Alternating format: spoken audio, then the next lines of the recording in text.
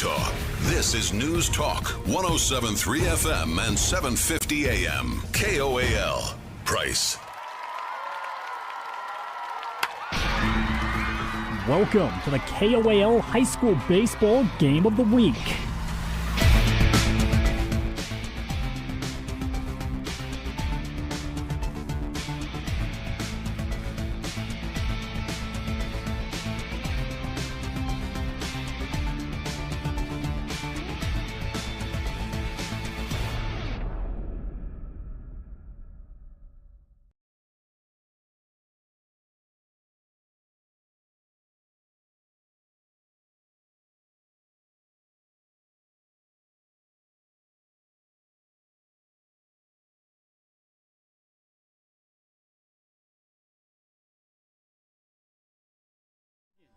And then later on this afternoon at 4:30, we'll have the Carbon Good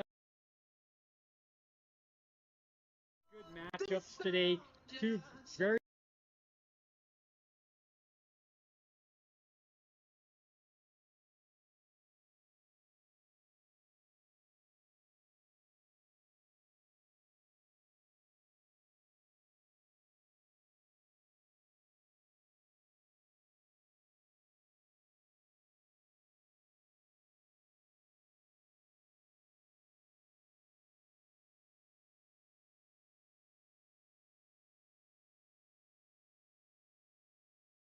At Landon's Diesel, they understand the heartbeat of your diesel truck.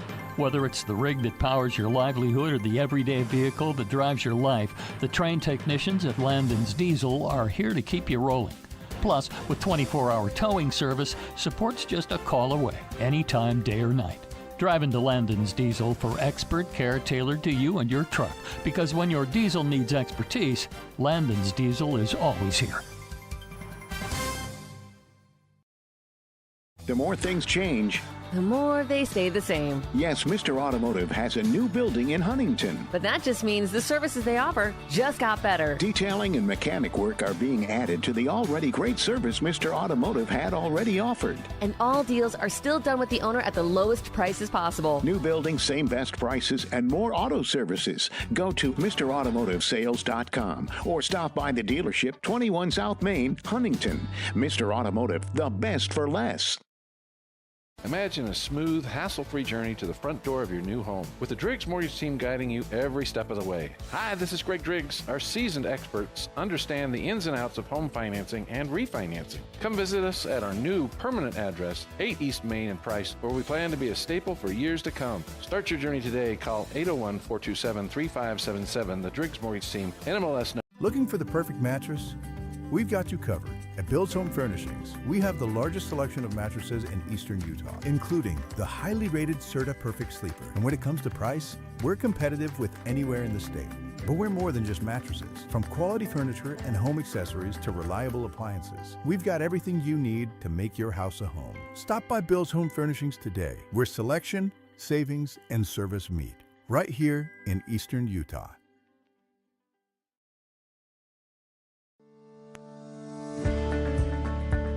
At Oliver Law, we specialize in criminal defense and DUI. Everyone needs to know their rights. Let us guide you through the criminal justice minefield. At Oliver Law, we still believe in innocent until proven guilty.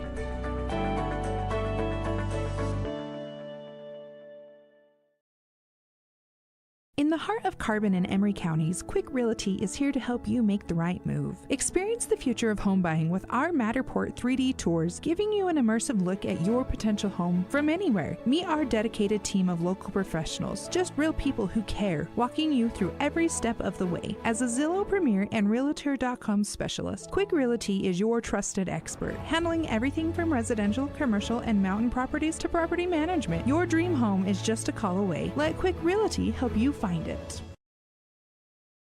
Auto Farm Price Ford has your next vehicle. They offer guaranteed lowest prices. Come check out the selection of Ford F-Series trucks, including America's most popular truck, the Ford F-150.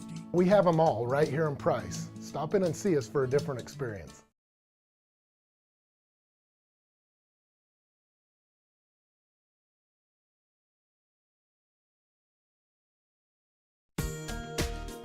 Transform your space with Spectrum Paint featuring PPG paint, the ideal choice for any home project. Imagine a kaleidoscope of colors at your fingertips, from soothing pastels to vibrant primaries. Whether revamping a room or adding character to your exteriors, Spectrum Paint makes every brush stroke count. Dive into a spectrum where quality meets creativity and paint your world with us. Visit Spectrum Paint to find the perfect shade for your home today. Discover the best in local flavor at Stewart's Market in Castledale and Main Street Market in Farron. Enjoy the largest fresh produce section around. Ripe, vibrant, and hand-selected just for you. The personal butcher ensures every cut is just right, and the deli delights with ready-to-eat favorites. Shop fresh, shop local, and taste the difference community makes. Only at Stewart's Market and Main Street Market. Come home to quality and hometown service today.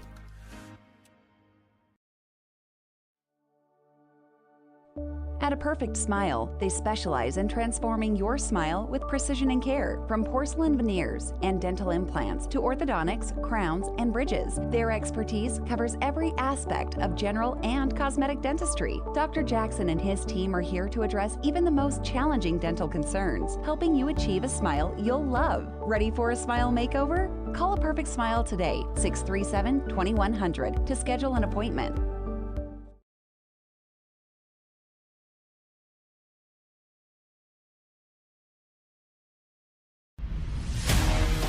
Hi, I'm Tim Frame with Cache Valley Bank here in Price. Making the right financial decisions for your future can feel overwhelming, but you don't have to do it alone. Whether you're planning a new construction project, growing a business, or just looking for a better way to save, my team and I are here to provide the local expertise and personal guidance you deserve. Stop by our lobby or use our drive-thru today. Let's make a plan for your success right here in Castle Valley. Cache Valley Bank. Equal housing lender, member FDIC.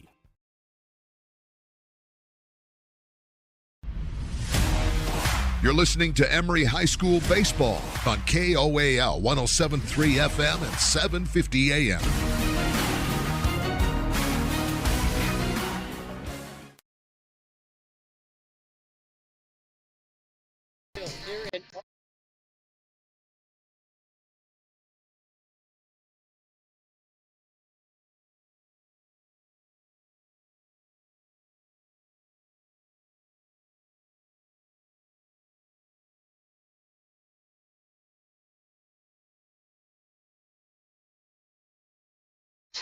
Two really good games, let's put it that way, against Carbon against Grantsville and Emery against Logan. Now, Logan fell short yesterday to Carbon.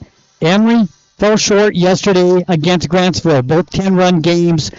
Both teams playing here at 11 o'clock had a hard time getting base runners, had a hard time scoring. The pitching against them yesterday was very good. Today, I think we're going to have two really good matchups and two good games, but the Emery game and the Logan game is our first game of the day here in Ogden. So 3A state playoffs here as we go to day number 2 here at Lindquist Field.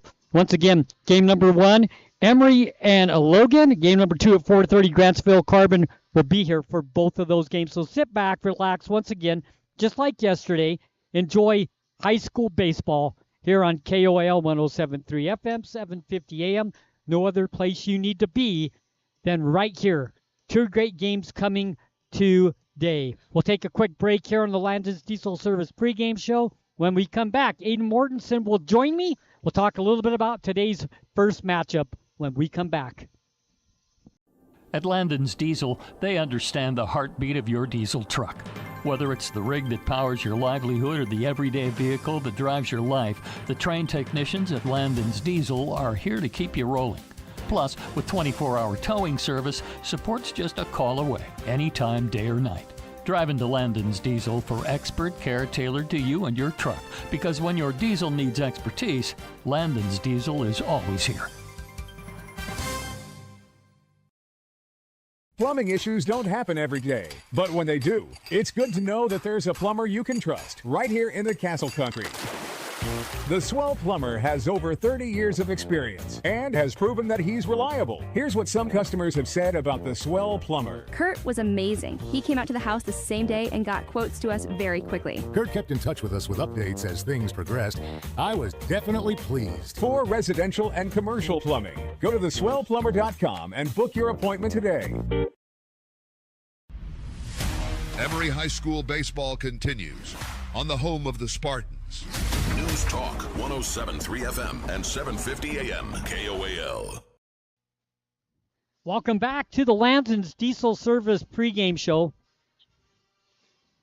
It is the Emery Spartans and the Logan Grizzlies for game number 1. Joining me now in the Sutherland's broadcast booth is Aiden Mortensen. And Aiden, as we take a look at today's game, we talked about it on the way up here. We have two really good matchups today, both games. Both of these teams yesterday, the pitching was tough against them. They had a hard time getting base runners. They had a hard time scoring. One of these teams is going to come out of that today. Yeah, one of these two teams has to break out of that slump, Sonny, and it's going to be the interesting thing to watch who that does. Yesterday, Logan opting not to run their ace pitcher against the Carbon Dinos cost them in the long run, but tonight we are going to be seeing him on the mound as Shopbell takes the hill. And for the Spartans, we're going to be seeing Trig Jensen, and he's been stellar throughout the season. He can do quite a bit of damage up on the hill. He manages the game extremely well, so it's going to be interesting to see how this pitching battle goes. So we'll take another quick break as we get ready to start today's first game. We'll be back. Once again, it's Emery, it's Logan, game number 1 here on KOAL 107.3 FM and 750 AM when we come back. At Landon's Diesel, they understand the heartbeat of your diesel truck. Whether it's the rig that powers your livelihood or the everyday vehicle that drives your life, the trained technicians at Landon's Diesel are here to keep you rolling. Plus, with 24-hour towing service, support's just a call away, anytime, day or night. Drive into Landon's Diesel for expert care tailored to you and your truck, because when your diesel needs expertise, Landon's Diesel is always here.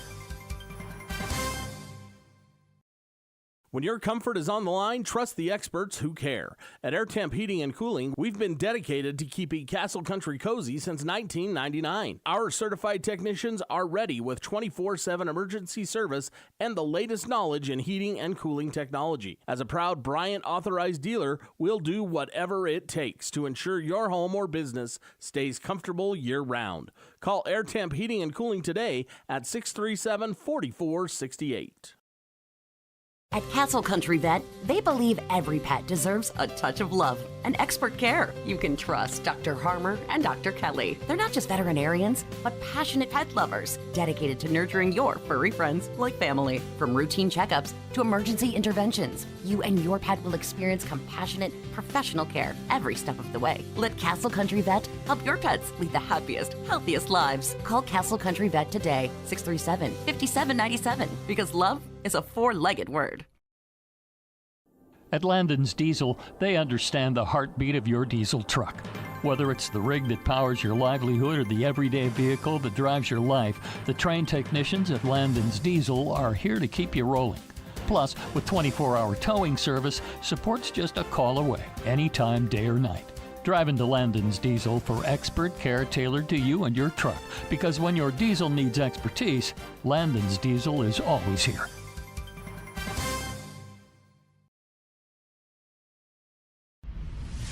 Emery High School baseball continues on the home of the Spartans. News Talk 107.3 FM and 750 AM KOAL. Welcome back. Lindquist Field here in Ogden. 3A state playoffs. We have Emery and Logan. And if you take a look at the brackets, what's ahead for these two teams? Well, what lies ahead for these two teams is a showdown against the winner of Grantsville or the loser of Carbon and Grantsville. And right now, with how Grantsville has been playing, Sonny, it feels like Grantsville has all the cards. They're playing with house money right now, just rolling through. That's a loaded pitching staff for this team. Love what we're seeing from them. Excited to see what happens as we continue on.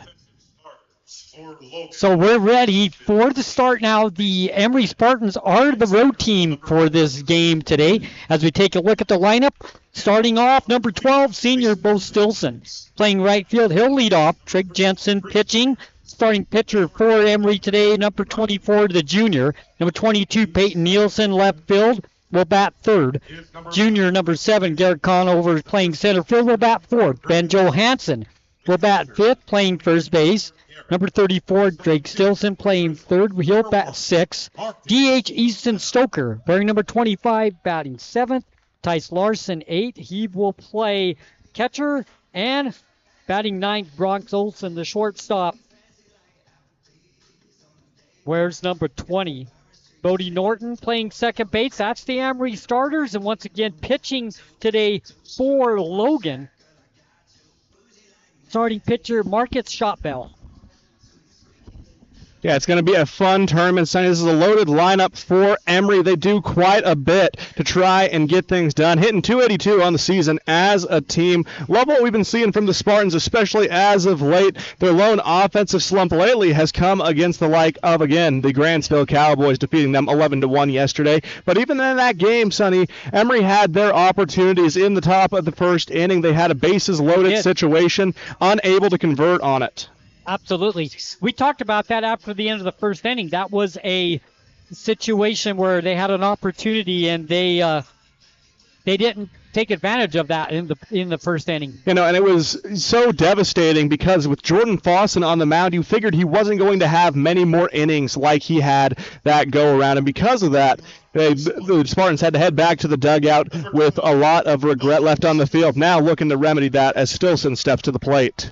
Bo Stilson will get us started. Yesterday, 1 for 3. He scored a 1-run to Emery and a triple on his one-time reaching first base with a triple. So we will get going here with Bo Stilson, the senior, wearing number 12, playing right field. Shotbell will get ready to throw his first pitch. He's a left-handed pitcher. And here we go. We're ready for pitch number 1, and we are underway. Fouled right over the top of us and an 0-1 count. And immediately Stilson making contact, and he's doing a good job in the box, just staying alive. He wants to make sure this at-bat goes as long as possible. So 0-1 count. There's the pitch. There's a grounder. It's a bouncer. Third base, the throw over to first. Not in, well, it was in time. That was a good throw by Ramirez, just a little bit high. And the first baseman, Olson, had to jump up for it. Yeah, but wasn't on the bag, and a single for Bo Stilson to start the day off for the Emery Spartans.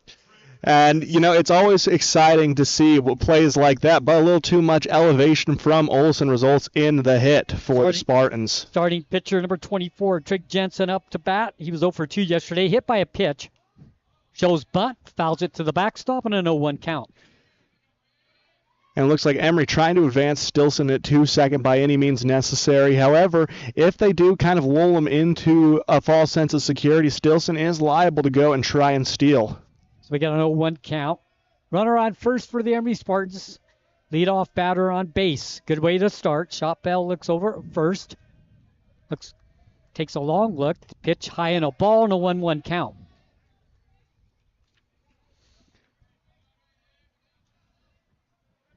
And he evens it up at ones across the board, Sonny. Going to be a fun showdown. Marcus Shotbell, the pitcher, as I said, a left-handed pitcher facing left-handed batter. Looks back over at first. The windup, the pitch shows bunt again. Pulls back, strike, 1-2 the count. Just like yesterday morning, Aiden, a beautiful day for baseball. The wind's blowing from center field to home plate, not a lot, just enough to move the flag a little bit. Yeah, it's pretty significantly calmed down from earlier today, too. So right now, not really playing a factor in any ball that's hit as that one clears the back fence of the park and onto Main Street it flies. All foul balls to the dugouts. Thank you. I definitely noticed that foul balls could be hard on cars that are driving by in this stadium. You know, it's less dangerous than what we saw at Slick, though, where it was right next to the freeway. Yes. There's the pitch. Hit by a pitch. Trig Jensen will take first. So we have runners on first and second. So a good start for the Emery Spartans. Coming up to bat will be number 22, Peyton Nielsen. playing left field. The senior 0 for 2. He was hit by a pitch yesterday as well. Yeah, he was part of that big rally in the first that loaded the bases that they were unable to do anything with. But Payton, normally a pretty consistent hitter when he has the opportunity to step into the box. 343 on the season with 23 hits and 13 RBIs. A chance to collect 14 with the right hit. Just joining us here on KOAL, it's Emery Logan. Shows bunt, pulls back.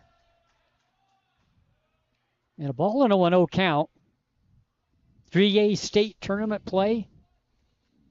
Good discipline. Both these teams coming up off a loss yesterday. Trying to bounce back. Shows bunt again. Lays a good bunt down the third base line. The throw to first is going to be in time. And it is, but it advances the runners to second and third. So we got one down with runners in scoring position. 2 actually for Emery, and that's just a good put-down sacrifice bunt. And, it was played perfectly. Stilson and Jensen were both midway to third and second, respectively, as they advanced. No rush for them. Nelson almost legged it out, was unable to reach there in time. But now with Garrett Conover stepping to the plate, Sonny Logan in some trouble early, as G was the only one to be able to secure an RBI yesterday when he brought Bo Stilson home after Bo led off with a triple. He was 3 for 3 yesterday, all singles. The single right here could possibly score 2. First pitch is outside and a ball and a 1-0 count. And sacrifice fly still in play, so as long as Conover puts it deep enough, you're going to advance around to third and you're going to get someone across home plate. Shot Bell looks back for just a second. Pitch is in for a strike and a 1-1 count. Not a lot of at-bats for Emery yesterday because of the pitching. And even when they were able to get a hold of the ball, Sonny, the defense behind Grantsville played a near pitch-perfect game. Only one error committed by the Cowboys. Pitch is high in a ball and a 2-1 count. 3 at-bats for most of the players for Emery yesterday. And Shaw Bell, the sophomore for Logan, he's got a 3.18 ERA through 12 appearances. Pretty good for such a young player.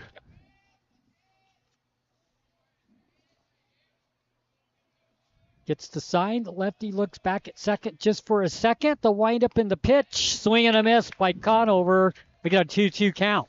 So it's 2-2, 1 out. Runners on second and third for Emery. Top of the first inning just underway. And definitely a good swing by Conover. That pitch was right in the zone. He makes contact. It goes far, but unable to get a hold of it as it fell right into the catcher's mitt. Inside pitch, full count. So the first full count of the morning, I guess I should say. Full count for Conover. That's one of the worst feelings as a pitcher, Sonny, is if you do walk the bases loaded, put yourself in a very sticky situation, especially with only 1 out so far. Wind up in the pitch, swing and a miss. Shot Bell gets the strikeout. First strikeout of the ball game. 2 down. Runners still on second and third for Emery. And up to bat will be the junior Ben Johansson playing first base. He was 0 for 3 yesterday. Left-handed pitcher, left-handed batter. And Johansson hitting .347 on the season, Sonny, with 26 hits and 13 RBIs, looking to hopefully make it 14 and 15 this at-bat. First pitch, swing and a miss, so 1 count. And if it's one thing we've seen from this Emery squad, Sonny, they're very happy to swing on those first pitches. No, more than likely going to be a fastball. And it's paid off for them throughout the season. Today, though, has seen mixed success on those swings. Defense for Logan playing straight up. Nobody playing really in. Swing fouled, out of play. Out into the street once again. No, that one gets stopped by a tree before it bounces into the road. 0-2 the count.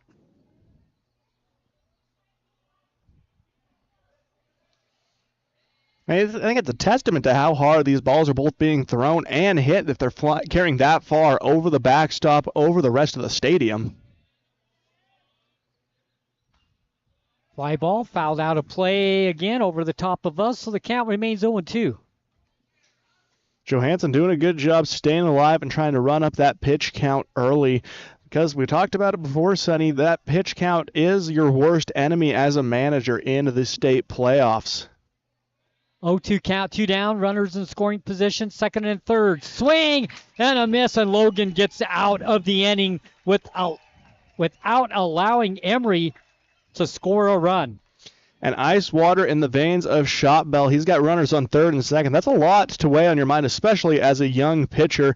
But he's able to secure 2 strikeouts back-to-back to end the inning. No runs on 1 hit.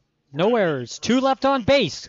We go to the bottom of the first. Emery nothing. Logan nothing. Logan with their first opportunity to put runs on the board when we come back.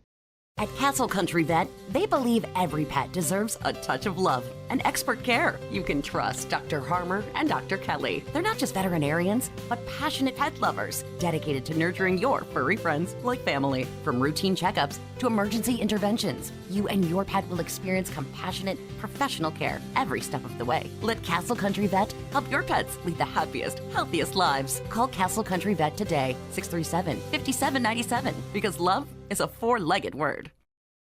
Diagnostics? Check. Transmissions? Check. Oil changes? Check. Check's Auto Repair. Honest, affordable, and customer-focused. Check's Auto Repair is new to the community. From diagnostics to engine repairs or any other service, you get a flat hourly labor rate with no hidden fees. East Main Street, next to Arby's and Price. Follow Check's Auto Repair on Facebook. Call 630-6699. Check engine light? Take it to Check's. You're listening to Emery High School Baseball on KOAL 107.3 FM and 750 AM. And we are ready to go for the bottom of the first inning. Trig Jensen, the juniors, first pitch to Marcus Shotbell. There's a ball and a 1-0 count. Marcus reached on an error yesterday. He was 1 for 2. And he was one of the few bright spots on this Logan offense, as that one goes way behind him into the backstop. Tice unable to get a hold of that. Behind the batter, so 2-0 count. Jensen just needs to kind of settle in a little bit. Here's pitch number 3 for him. There's a shot down the first base line. It's fielded there cleanly by Ben Johansson, and he'll touch first base for the first out. Johansson made that look like just one of the most straightforward things you've ever seen. He catches it very nonchalantly, and he doesn't even really jog over to base. He more walked, stepped on it, sent Shotbell back to the dugout for out number 1 of the inning. Riley Hoff, the shortstop, up 1 for 3 yesterday with a single.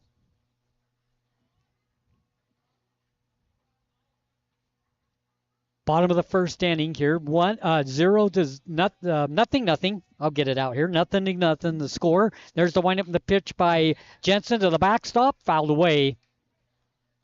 And an 0-1 count. And both of these teams, a lot to play for, Sonny, as a loss sends them back to school. The winner gets to advance to at least tomorrow. Both of these two teams coming off of Mercy Rule losses, so there's a lot of fire between these two squads.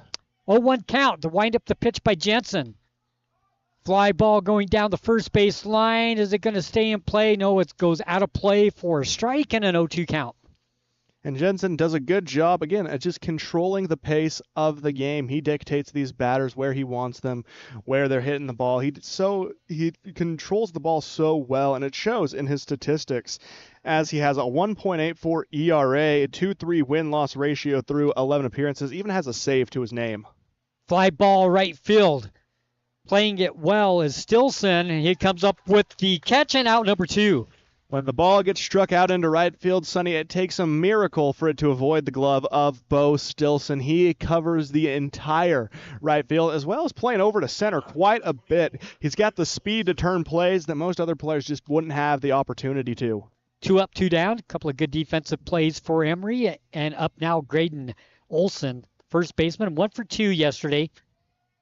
Also had a sacrifice fly. The windup in the pitch. High in a ball and a 1-0 count. That one just unable to find the zone. Soars right above it.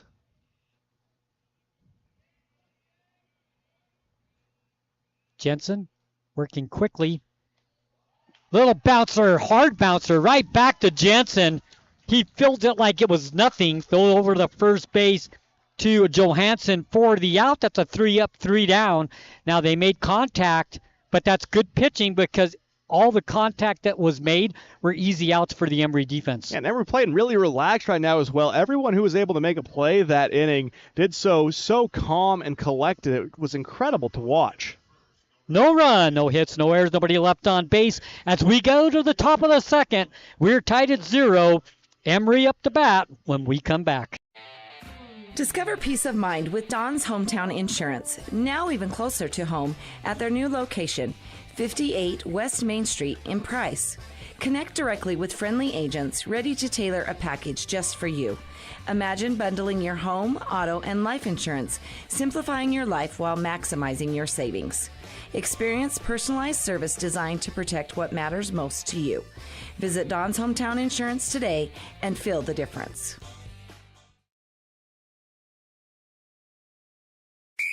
Show your school spirit and support local high schools with the new Eastern Utah Community Credit Union debit and credit cards. Featuring designs for Carbon, Emery, and Grand High School, these cards let you carry a piece of your school's pride wherever you go. Plus, to make purchasing easier, Eastern Utah Community Credit Union has added the convenience of tap-to-pay and compatibility with major mobile wallets. Pick up your school spirit card today at any of the Eastern Utah Community Credit Union branches. You're listening to Emery High School Baseball on KOAL 107.3 FM and 750 AM.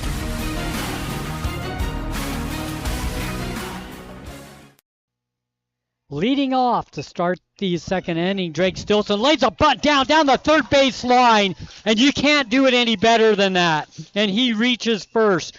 Perfect bunt for Drake Stilson. No, that was incredible, Sonny. We barely had time to get off the welcome back before he had already laid that bunt down on the first pitch along the third base line. Little dribbler. No one had a chance to throw him out at first. Drake, although he's just a freshman, has been playing incredibly well throughout this late stages of the season and into the playoffs. First 2 innings, the leadoff batter for the Emery Spartans has reached first base. Up is Easton Stoker. He's 0 for 2 yesterday playing DH. Where's number 25, the junior?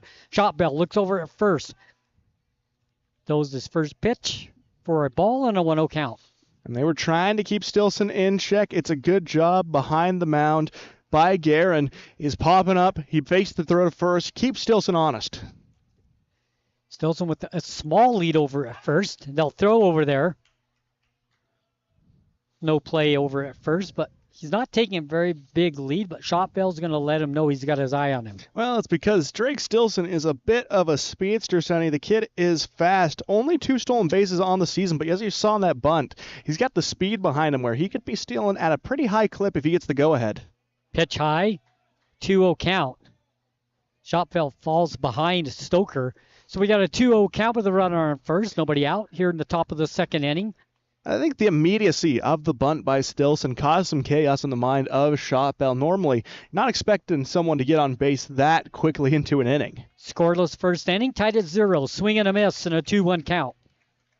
2-0 count had the green light. Yeah, took a big swing. And with Easton Stoker, it's a good green light to have. He is tied for first on the team with 2 home runs on the year. The junior swings with a lot of power. 2-1 count, nobody down. Stilson on first. They'll throw over there again. No play. And he is occupying a lot of space in the mind of Shotbell right now. A little rattled, it seems, by Stilson. It affects the pitcher when they have to worry about something more than just throwing strikes. There's a ball and a 3-1 count. But it feels like extra attention is being placed on Stilson. I mean, for someone who only has 2 steals, they're trying to make sure that total doesn't go up. 3-1 count. Shotbell looks over at first once again. There's the wind up the pitch. Swing and a miss. We had a full count. 3-2 count on Stoker. In these full counts so far, we've only seen 1, but Shotbell won the battle, getting the strikeout in the first inning. Swing and a miss and a strikeout. Strikeout number 3 for Shotbell. So he's off to a good start. 1 down. Runner on first for Emery. Coming up will be Tice Larson, the catcher, 0 for 2 yesterday. This is the first time this playoff, Sonny, that the Spartans have had to face off against an ace in the rotation like Shot Bell. Yesterday, they had Jordan Fawson, who, despite having stats like an ace and playing like an ace, was not the number one pitcher on Grantsville. Yeah, he was great yesterday. What was it, 11 strikeouts? Yes. You know, it's one of those performances that sticks with you as you go through the rest of a tournament, knowing that he could be right around the corner yet again. First pitch to Larson is a ball and a 1-0 count.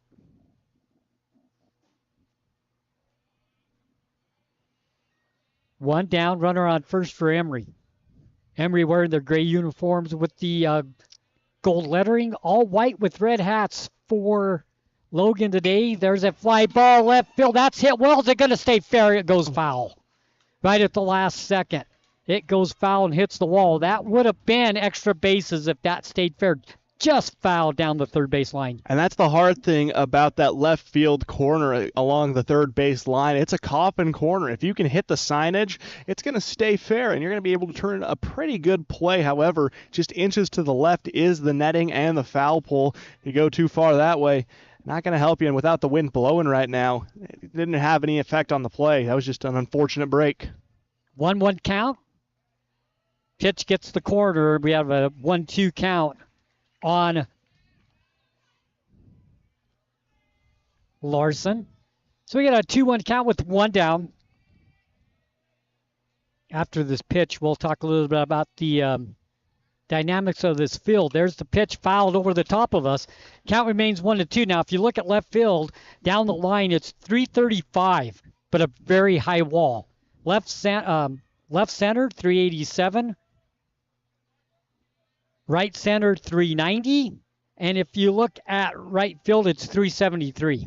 Yeah, it's not the distance on the field, it's the height. The height on this field is something we both noted going into yesterday. Fly ball high out to center field, and coming over from right field to make the play for the out. That's a good play. Took up a lot of ground.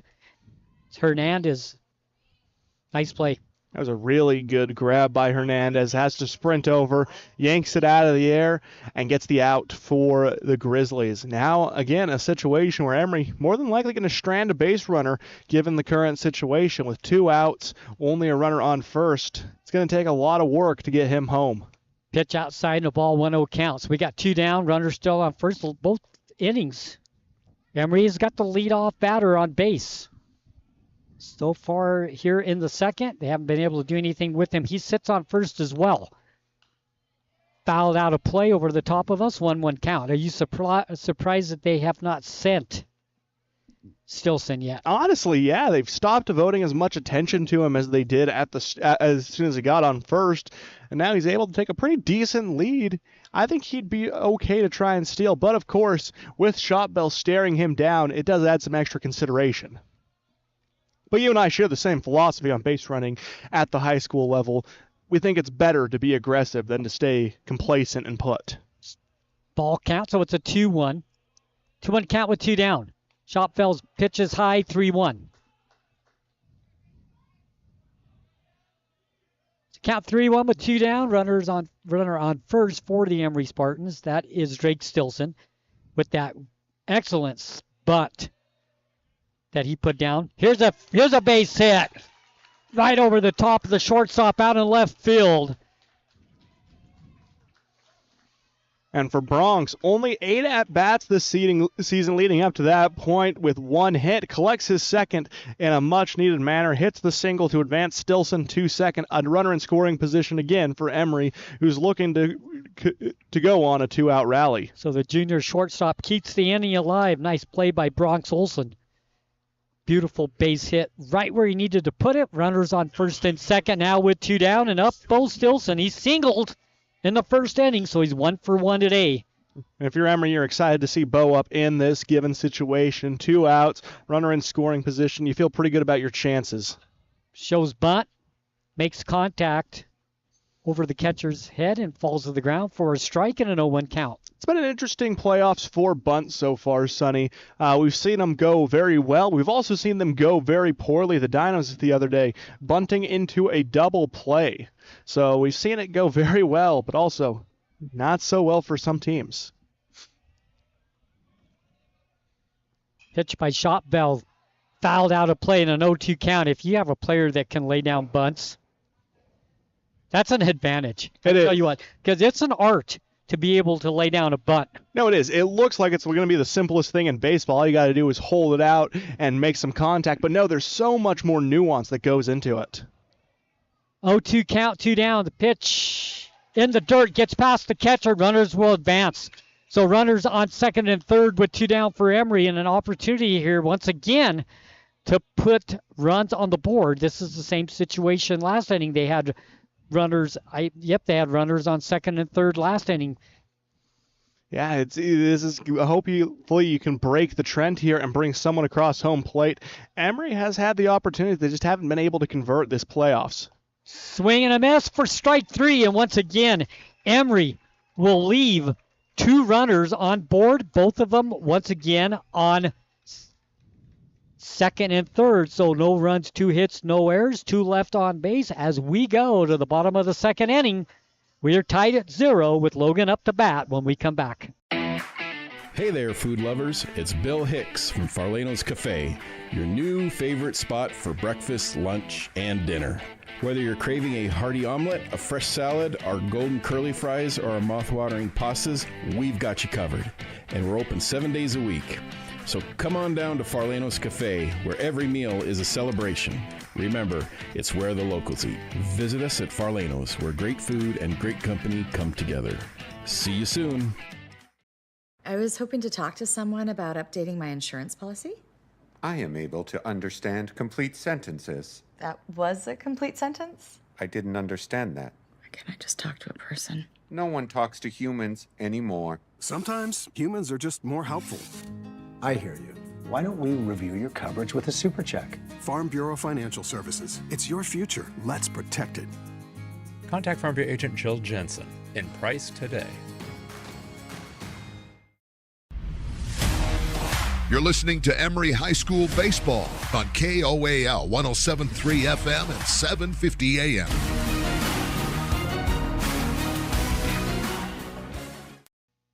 Priest Ramirez will get us started here in the bottom of the second inning for Logan. The pitch swung on and fouled to the backstop. We were talking about it before the game, Sonny. Priest Ramirez. It feels like a baseball name. Like you say it and you figure this is the place for him.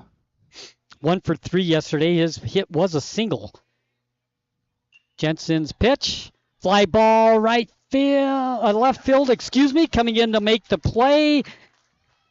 Peyton Nielsen makes the catch for out number 1. And the outfield of Emery is truly filled with some spectacular defensive talent. You got Bo Stilson, you got Peyton Nielsen, you also have Garrett Conover in center. This is a group that can really make plays happen when all hope seems lost and that ball's soaring through the air. Colt Red up, center fielder, wears number 4, 0 for 2 yesterday. 1 down, first pitch to him by Jensen, gets past the catcher, no harm, no foul, nobody on base, it's in a 1-0 count. And luckily for Jensen, those wild pitches do tend to come when there is no one on base. You buy yourself a little more leeway through that. 0-1 count, pitch, shows bunt, right back to Jensen, in the air, and he'll catch that little pop-up back to the pitcher. The bunt fails on that, so 2 up, 2 downs for the Logan Grizzlies, and not very many pitches being thrown by Jensen. Yeah, he is keeping his pitch count low early, and it's something we talked about. The batters for Logan are making contact, but at the same time, they're not making contact in a convenient way for them. Everything going right into the gloves of the Spartans.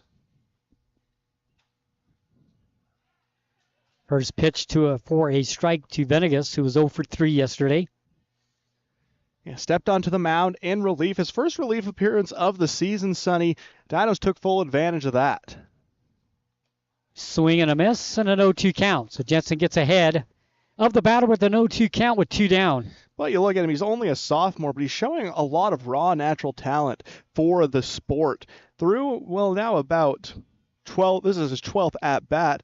He holds an average of about 250, so he's done an excellent job, but the strikeout thrown by Jensen ends the inning. Right down the tube, he watches it go by, called strike 3, and a quick 3 up, 3 down inning for Logan on the offensive side, and hardly any pitches being thrown by Jensen, and that's something you have to look at that's huge. Yeah, no, if they go into a matchup with Grantsville or Carbon, if they win this game, oh, that's going to be a pretty big tool you can have in your back pocket if you're able to throw Jensen as quickly as possible.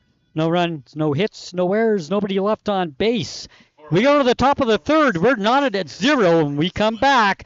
The Emery Spartans will take the plate.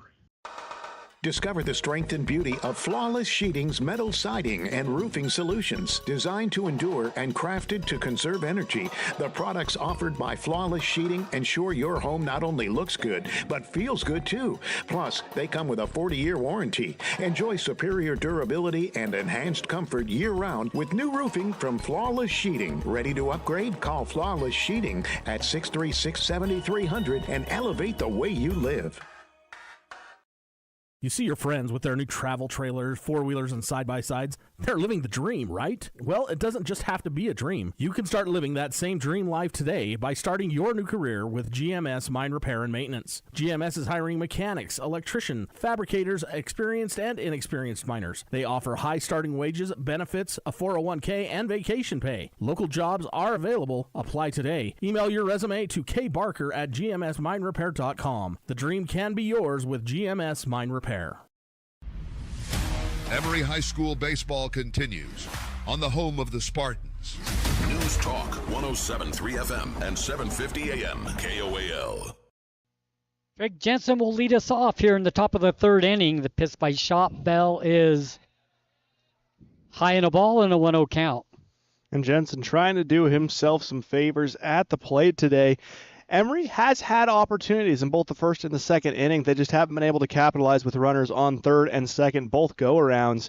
And, you know, it's something you got to see change quickly because Logan is a team that when they get going, they can score 1 or 2 runs a frame. And Emery needs to get ahead of the gun. And it feels like yesterday, Sonny, where the first team to break the goose egg is going to be the one who comes away victorious today. Second pitch swing and fouled away. Third pitch goes over the head of the catcher, so we got a 2-1 count. For Jensen, who was hit by a pitch in inning number 1, he was hit by a pitch yesterday. So it looks like the trend is he'll take a hit. He'll take the hit to get to first base. And Trigg also playing quarterback for the Spartans. He knows how to take a hit. That's a tough kid, Sonny. Fouled out of play once again into the street, so we have a 2-2 count. Yeah, you could hear the thud of that ball hitting someone's car roof. It wasn't the nice tin can sound we get when it hits our roof here. 2-2 count. Swing and fouled away. Count remains 2-2. Making contact with the ball there, keeping his at-bat alive for the Emery Spartans. Top of the third, tied at 0. And Trigg does a good job of battling. He's got that pitcher's mindset when he steps into the box. He has some of that insight as to what might be thrown his way, and he takes full advantage of it. He's a very solid hitter for this Spartan team, hitting .315 on the year. Fly ball down the first baseline, goes out of play. Count remains 2-2. 2-0. I was going to say 2s across the board, but there are no outs. 2-2 count, nobody down. Shop Bell's pitch. Thought about swinging, changed his mind, called a ball. We got a full count. That was excellent discipline coming from Jensen. Had the swing ready to go, wound up, recognized it was out of the zone, and quickly yanked himself back. Pitch is high and a walk. Well, good at bat for Jensen. Shows some patience, waits for his pitch, gets the walk. He's on first base, and once again, the leadoff batter for the Emery Spartans is on all 3 innings. They've had the leadoff batter on base, but they haven't been able to supply any runs. And you're hoping that they're going to be able to break this trend this inning. They were able to find their lone run against Grantsville in the top of the third. Looking to see history repeat itself with some better results. Nielsen up to bat. Peyton, the senior, playing left field, sacrifice bunt, inning number 1. His first swing, fouled down the first base line. So an 0-1 count. And Jensen, a threat on first. He's tied for first on the team in steals with 21 on the year. So a lot more for Shop Bell to keep in mind. Pitch in for a ball and a 1-1 count. Good sized lead for Jensen over at first. And he's got the speed where even if they do try and pick him off, he can definitely leap back to base safely. He's going to go. Throw to first. Back over to second. Did they get him? No. He slides underneath, and he is safe. He gets the stolen base. Well, that's as close a call as can be, Sonny. The Logan fans have some words for the officials. They're not too happy on the left side of the ballpark, but that's the closest call as you can get if you're a runner and if you are a fielder. Ball bounces off at his back, it looks like, but he was running the base path, so no interference called. Runner at second, scoring position for Emery with nobody down. 1-1 count, pitch for strike, and a 1-2 count. And we saw that interference call be made yesterday in the Spartans' favor as what was going to be a run got called back due to runner interference. Pretty good sized lead for Jensen. Swing and a miss. And the strikeout, Peyton Nielsen. So now to the plate you send Garrett Conover. And again, he had a very good day yesterday, collecting the lone RBI for the Spartans. Now trying to bring in the first run of the game yet again with Trigg in scoring position out on second. Strikeout number 5 for Shopville.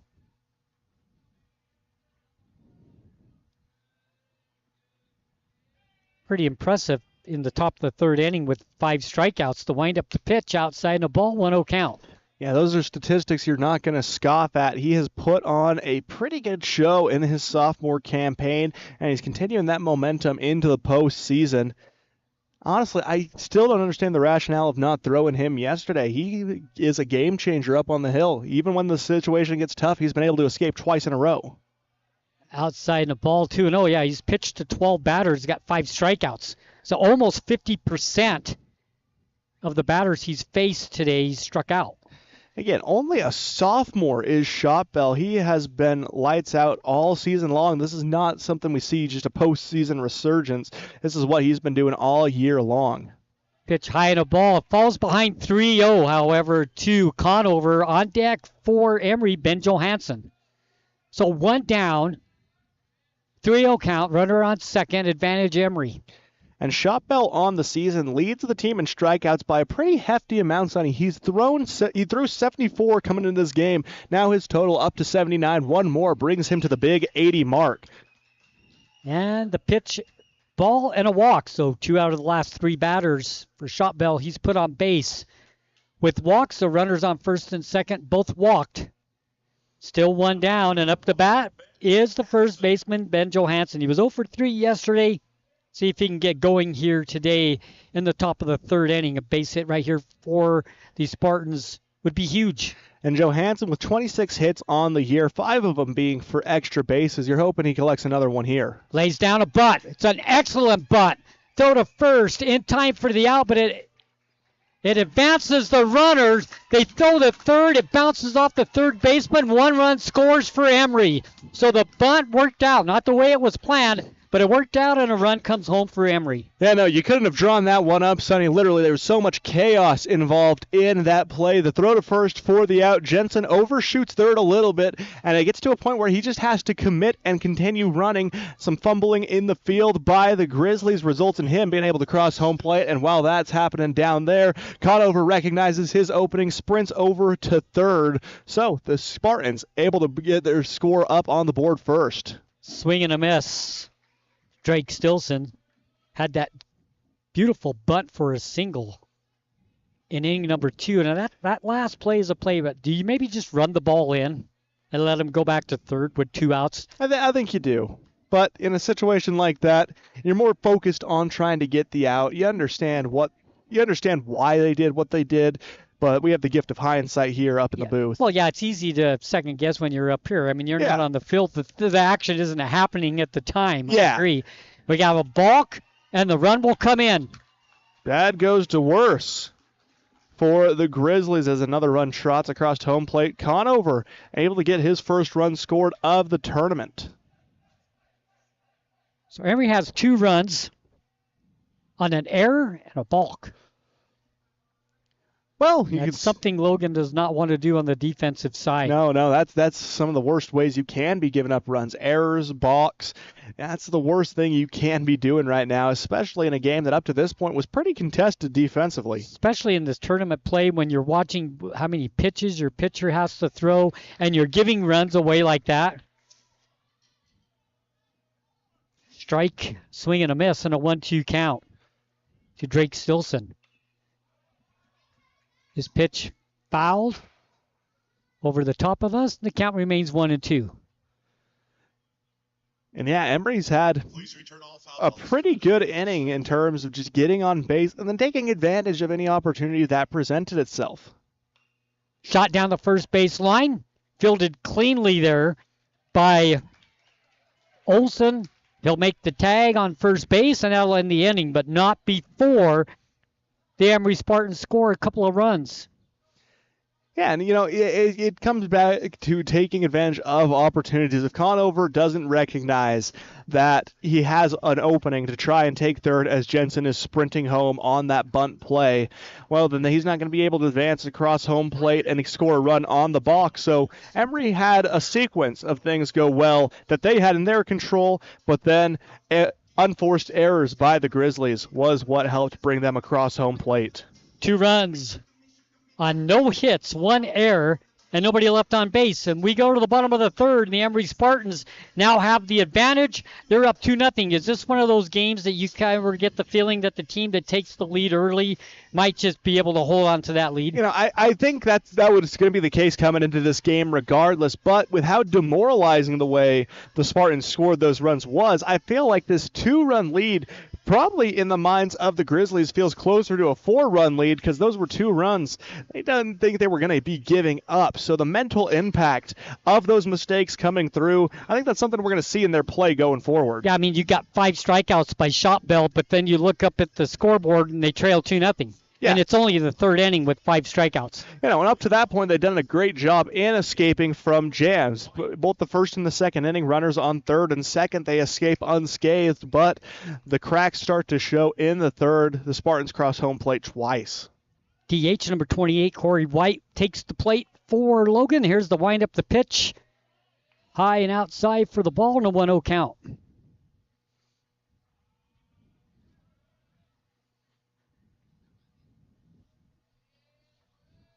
Jensen's second pitch. Fly ball down to right field. Is that going to land fair? It goes just foul. That lands fair. It might be 2 bases. It goes foul. Now the count 1-1. And that tiptoes the line, Sonny, but a no doubter that it did go foul because of the beautiful work by the grounds crew here. The field looks gorgeous. Emery falling short yesterday to a very good Grantsville team. Logan falling short to a very good Carbon team who got into the offensive rhythm yesterday. That they did, Sonny. As soon as that starter for Logan was pulled, it was tee-off time for the Dinos, and they took advantage of a weaker bullpen for the Grizzlies. 1-2 count, pitch by Jensen. Shot down the third base line. It's just a little blooper. Fielded there. Throw to first, not in time. Outrunning the play is Corey White. He'll get the single and the leadoff batter on base for Logan for the first time today. And White had the opportunity for 2 there, but kept second-guessing himself and instead had to retreat back to first. But if you're Logan, you'll take any kind of momentum you can get. That was a slow hit. Really was. Down to Stilson. He had to make up some ground to try to make the throw. A great effort. One of those hits where you barely touch the ball and it works out for him. Yeah, He's on base with a base hit. And between both these 2 teams, that's what we've seen a lot of today, and both teams being able to get those with quite a bit of success. That's been the primary source of runners as the umpires convene near the mound for a discussion. Not quite sure what it could be about. Anyway, My guess would be it would be associated with the throw to first, maybe potential interference on that. Ball did make contact with the runner, but that's just speculation.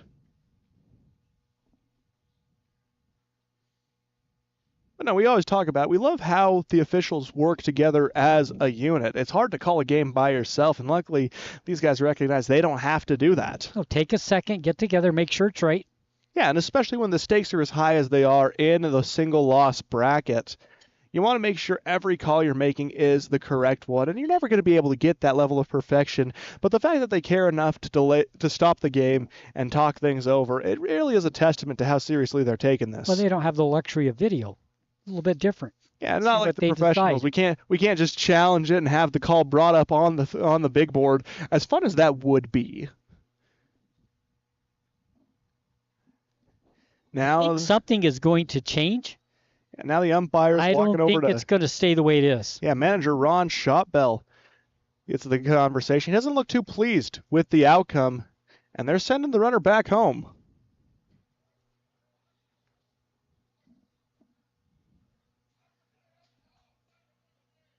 Some hecklers in the stands now, letting their voices be heard.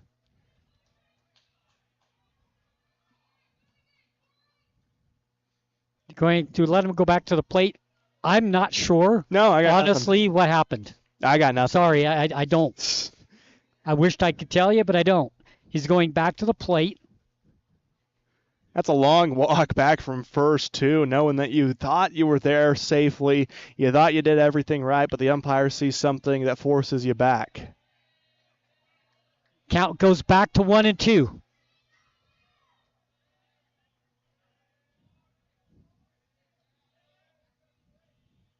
Go back to play, and Jensen will pitch. Swing and a foul ball. Count remains 1-2. And you can tell he is raring to go run all the way back to first. He feels like it was robbed from him. White, normally a 182 hitter on the season, has only collected 2 hits through 11 plate appearances, so that would have been his 3rd hit of the season. Pitch is high. And a ball, 2-2. Sometimes when you're a little bit away from the action like we are, like to tell you exactly what happened, but we just don't know. No, we need to get these umpires mic'd up, Sonny. Jensen with the pitch. Shot. Second base, covered cleanly there by Norton for the out-and-out number 1. And again, 2, excuse me. And again, Jensen putting the ball into a place where he's going to be made contact with, but in a very convenient way for the Spartans. He's controlling this game through and through. That last at-bat confused me a bit. That's actually out number 1. So we got 1 out, nobody on. Jensen with the pitch, in for a strike and an 0-1 count. Well, you talk about keeping the pitch count low, Sonny. Jensen's only just thrown his 22nd pitch of the game, so he has kept that count low going through 3. Jensen's pitch.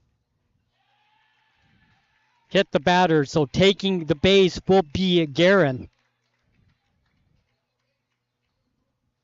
So hit by a pitch runner on first with 1 down. Coming up the bat will be Mason Red. And that's only the 2nd time this season Sonny Guerin's been hit by a pitch to take base. So a rare occurrence for him. Not a pleasant one, but he gets on base and hoping to start off a rally for the Grizzlies. So Mason Red comes to the plate. 0 for 2 yesterday. Playing left field. Jensen looks over at first. Very small lead. Fouled to the dugout of Logan and an 0-1 count. So Jensen again jumping ahead. He's shown a lot of control through this game. Just a little slip on that last at-bat against Guerin, resulting in the hit by pitch. A rare mistake we see from Jensen. Flag in center field begins to move right to left. From right field to left field, there's the pitch and a strike and an 0-2 count. So Jensen gets ahead of the batter. Now it's starting to be more of the wind we expected. The forecast called for winds of 2 miles per hour. And earlier today, definitely a lot more than that. But now things have calmed down. Again, just a perfect day for baseball here in Ogden. Throw to first, no play. Count remains 0-2. Just joining us, the Emery Spartans leading by a score of 2-0. Bottom of the 3rd inning, there goes the runner. The throw to second won't be in time. Runner advanced on the stolen base. So the hit by a pitch, the stolen base, you You have a runner in scoring position here with 2 down. Yeah, now's the time to try and rally that runner in scoring position. He does a lot of favors for Logan. They know that they have people who can put the ball into the gap, and by doing that, they're going to be able to get themselves a pretty nice path to home plate. Shotbell, another guy you want to be seeing in this situation. 333 hitter on the season, 8 RBIs to his name, 3 of those, 3 hits for extra bases. Fouled out of play and a 0-1 count to Shotbell. Now that stolen base with the strikeout makes it out number 2 and strikeout number 2 for Jensen. Right-handed pitcher Jensen against the left-handed batter Shotbell. Runner on second for Logan. They trail 2-0 with 2 down. Count 0-1. Jensen with a pitch. High in a ball and a 1-1. And the steal of second by Guerin, only his 4th steal of the season, Sonny. Not something he tries to do very often, but he found some success that go-around. 1-1 count, 2 down. Jensen's pitch, high and away, and a 1-2 count. And Jensen, a little more pressure on him right now with the runner in scoring position, as well as knowing that if he can secure the strikeout or force a ground out, inning comes to a close, and they don't have to worry about that runner anymore. So that's a lot weighing on his mind. Decent sides lead off. They're on second base. There's the pitch, foul to the backstop. 2-2 count. We're loaded with 2s. We got 2 balls, 2 strikes, 2 down. Runner on second. And these are situations where we've seen Jensen excel. He can get this out, end the inning, and give the Spartans some time to recuperate defensively.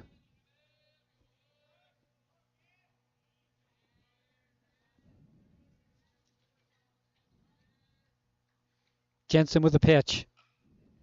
Fly ball is going to land in front of the center fielder. Rounding third, coming to home. 1 run scores, the throw to second, tries to stretch it, and he does. He gets there. So the double. He gets the second, gets the RBI. Coming home is Guerin, who was hit by a pitch, stole the base. The stolen base leads to the run, and all of a sudden it's 2-1. They've cut that lead in half. And again, it's those mistakes you see that are coming to pay off for the team, benefiting from them. That time it was the hit by pitch. At the top of the inning, it was now batting number 2, Riley Hoff. Hoff the bat.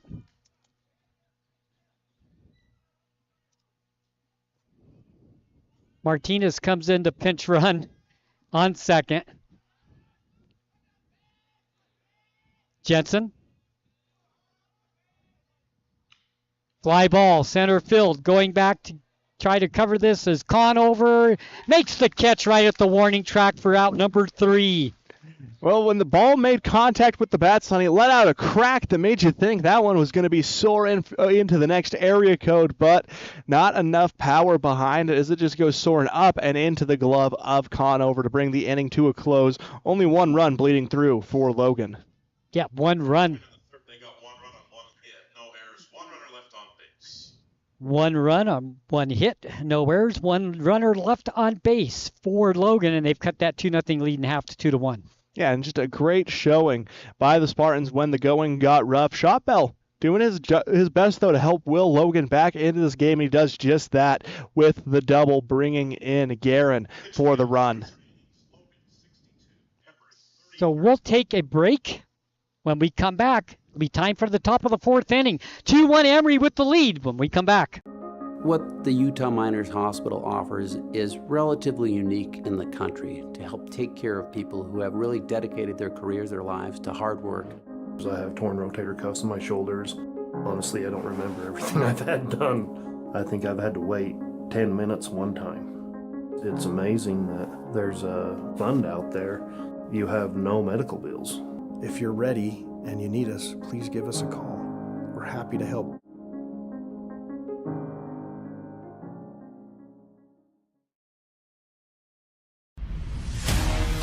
You're listening to Emery High School Baseball on KOAL 107.3 FM and 750 AM.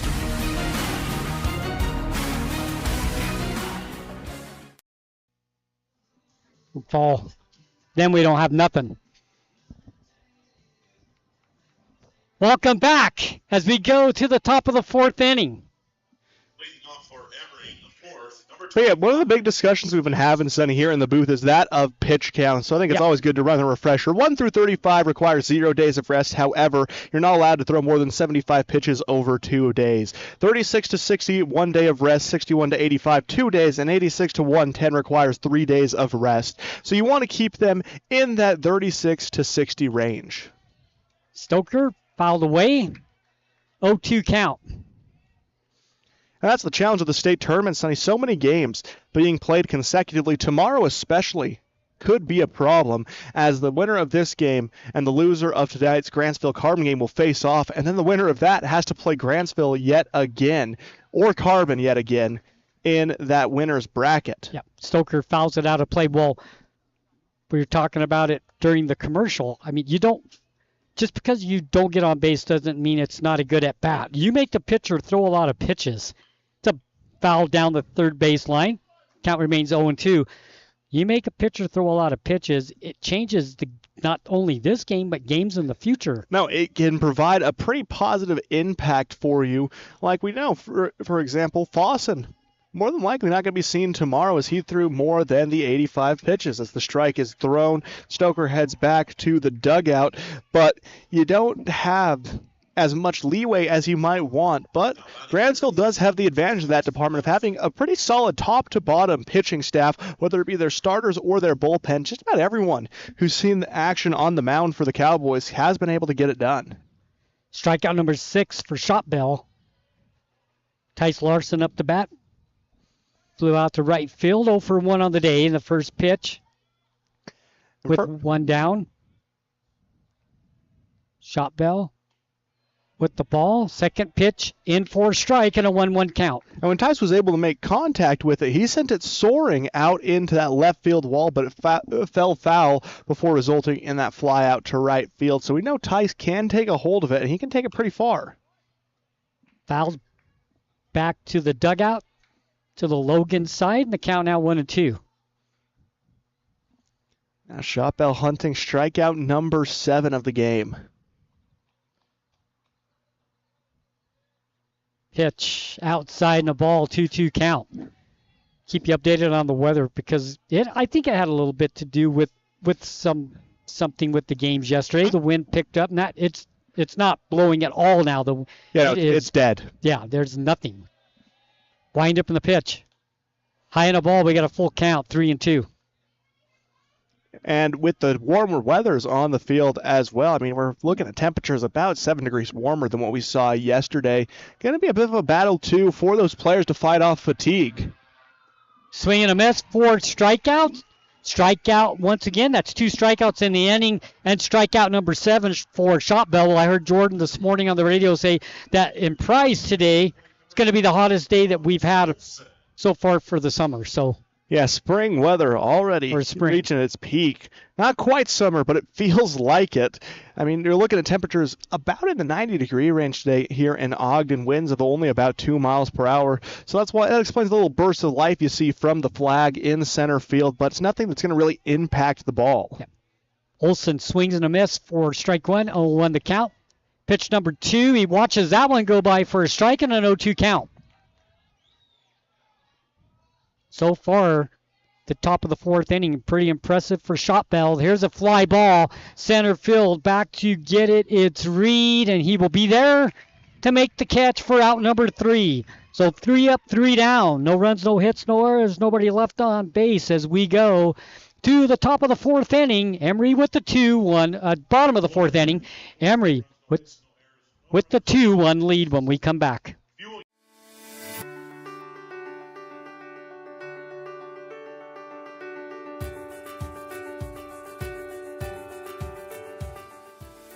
Hi, I'm Dr. Daniel Kelly, owner of Castle Valley Orthodontics. What's keeping you from having a perfect smile? We understand what you want from a local orthodontist. And here at Castle Valley Orthodontics, you'll be treated like family. Call Castle Valley Orthodontics at 637-2222 for a free consultation.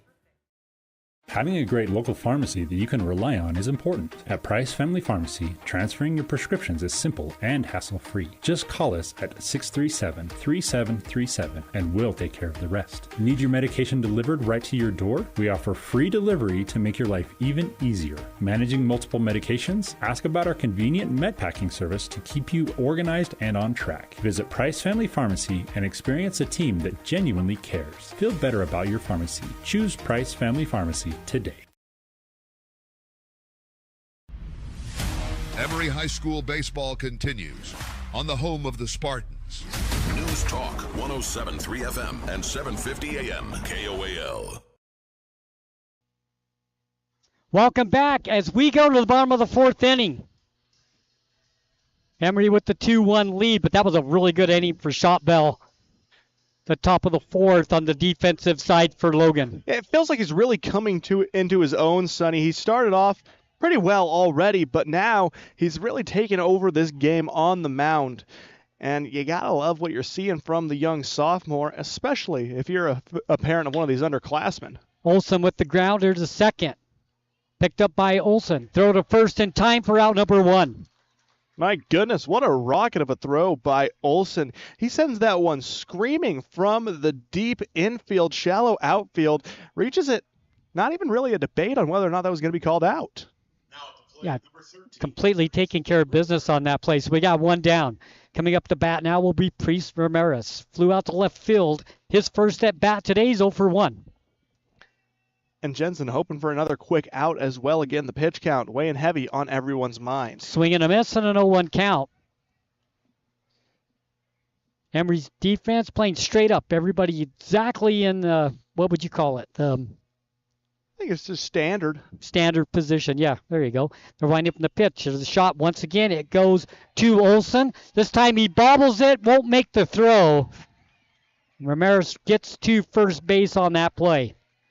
Yeah, and unfortunately, Sonny, that's an error that we've seen very common. There's a little place right there in shortstop where it feels like the ball always seems to catch it and causes it an awkward bounce right off the face of the shortstop or the second baseman who's ever trying to field that. And it's resulted in a lot of errors so far throughout the tournament. Colt Red 0 for 1 on the day. He's up to bat. Had that little bunt back to that little pop-up bunt back to the pitcher.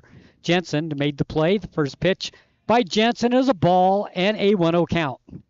That was a unique bunt, but one if you were a Spartan fan, you were happy to see now, hoping to keep him hitless on the day. 2-1 Emery.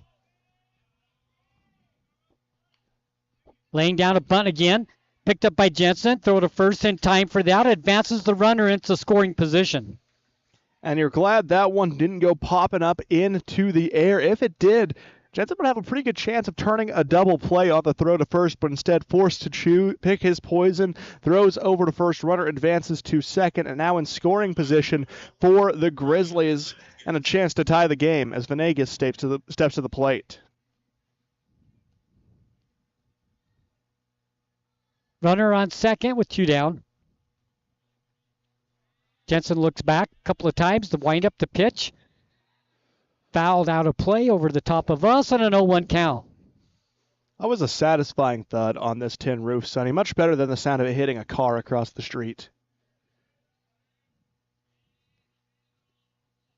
0-1 count.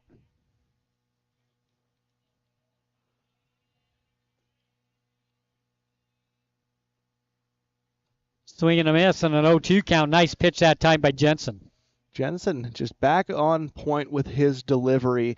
He's so calm on the mound, and you can tell that he is a multi-sport athlete. He's learned how to stay calm in high-stress situations as the count climbs 1-2.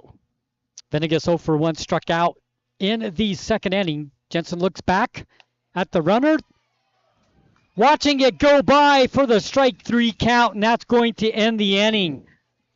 Little flare on that call from behind home plate, but the out getting called, and the Spartans escape with the runner in scoring position, still up 2-1. So he gets his third strikeout of the game, does Jensen. That's a pretty good inning on the defensive side for both teams, only facing 4 batters for the Emery Spartans did Jensen. Nobody scores in the fourth inning. We'll start sitting at 2-1. The time is now to join the JN Auto Experience. Browse quality used cars, trucks, and SUVs at our price or Huntington lots. JN Auto can even help you get financing. Get fast, expert mechanic service to keep your vehicle running smoothly. Treat your car to a spotless wash or make it shine with professional detailing. Even rent a car. All in one convenient stop. JN Auto. Driven forward. It's fun! It's our favorite place. Strike up family fun for everyone.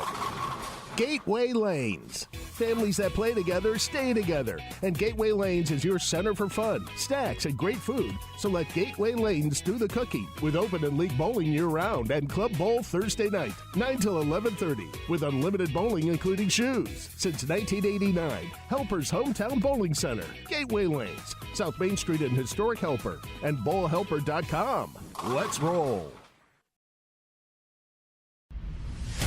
Emery High School baseball continues on the home of the Spartans. Fifth inning. To end the fourth inning, Logan had no runs, no hits on one Emery error, and they left one on base. So we go to the top of the fifth inning here. We have Stilson at the plate. Count 1-1. Emery up 2-1. There's the pitch. Swing and a miss. 1-2.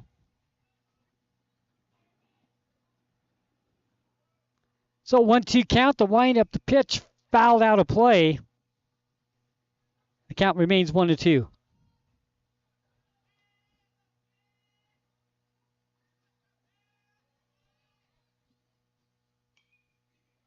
Fouled right towards us.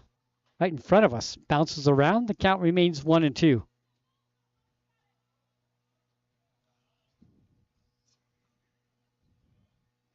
Wind up pitch. Fly ball. Center field. Coming in to make the play easily. Colt Red makes the catch for the out and one down.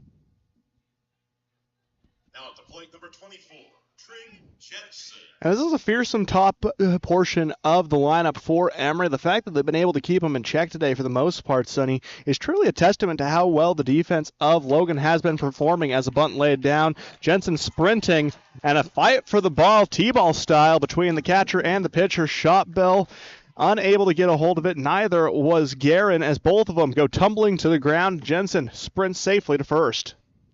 So Jensen puts down that bunt right in no man's land there where two players get to the ball at the same time. Usually a tough play on the defense. Jensen gets the first, so we have a runner on first once again for Emery. Foul to the backstop and an 0-1 count.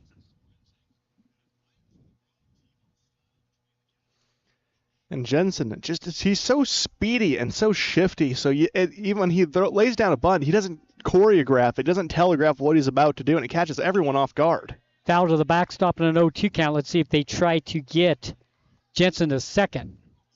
I wouldn't be surprised because Coach Julian, he usually runs a pretty aggressive style around the bases, especially in a closer game like this. There he goes.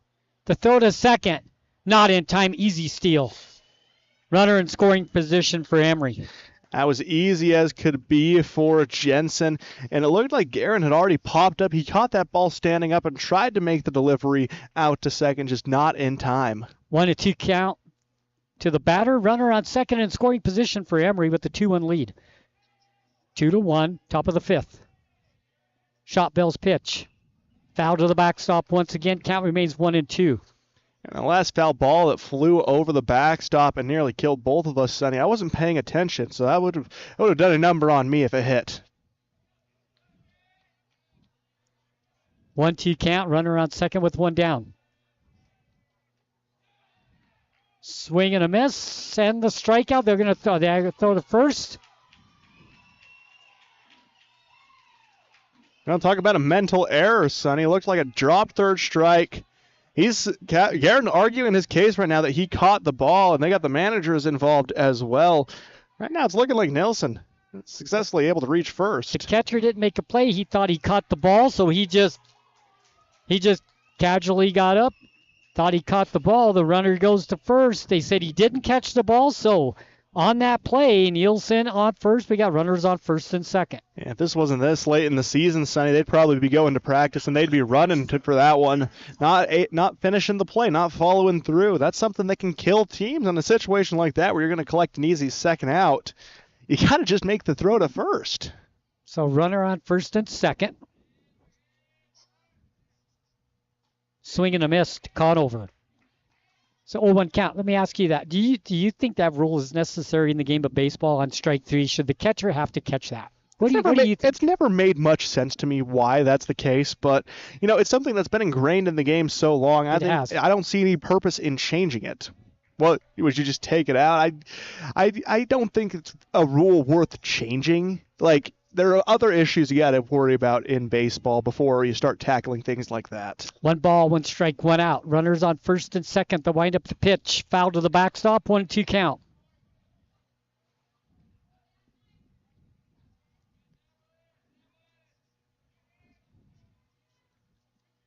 Shopville continues to pitch a really good game. It's a 2-1 game. This is anybody's ball game right now.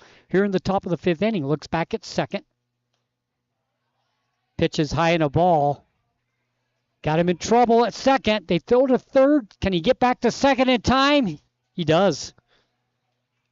Yeah, again, it just feels like there's miscommunication happening out in the field for Logan right now. I think it's just not operating as crisply as you'd like to see at this point of the game, especially where it's only a 1-run game.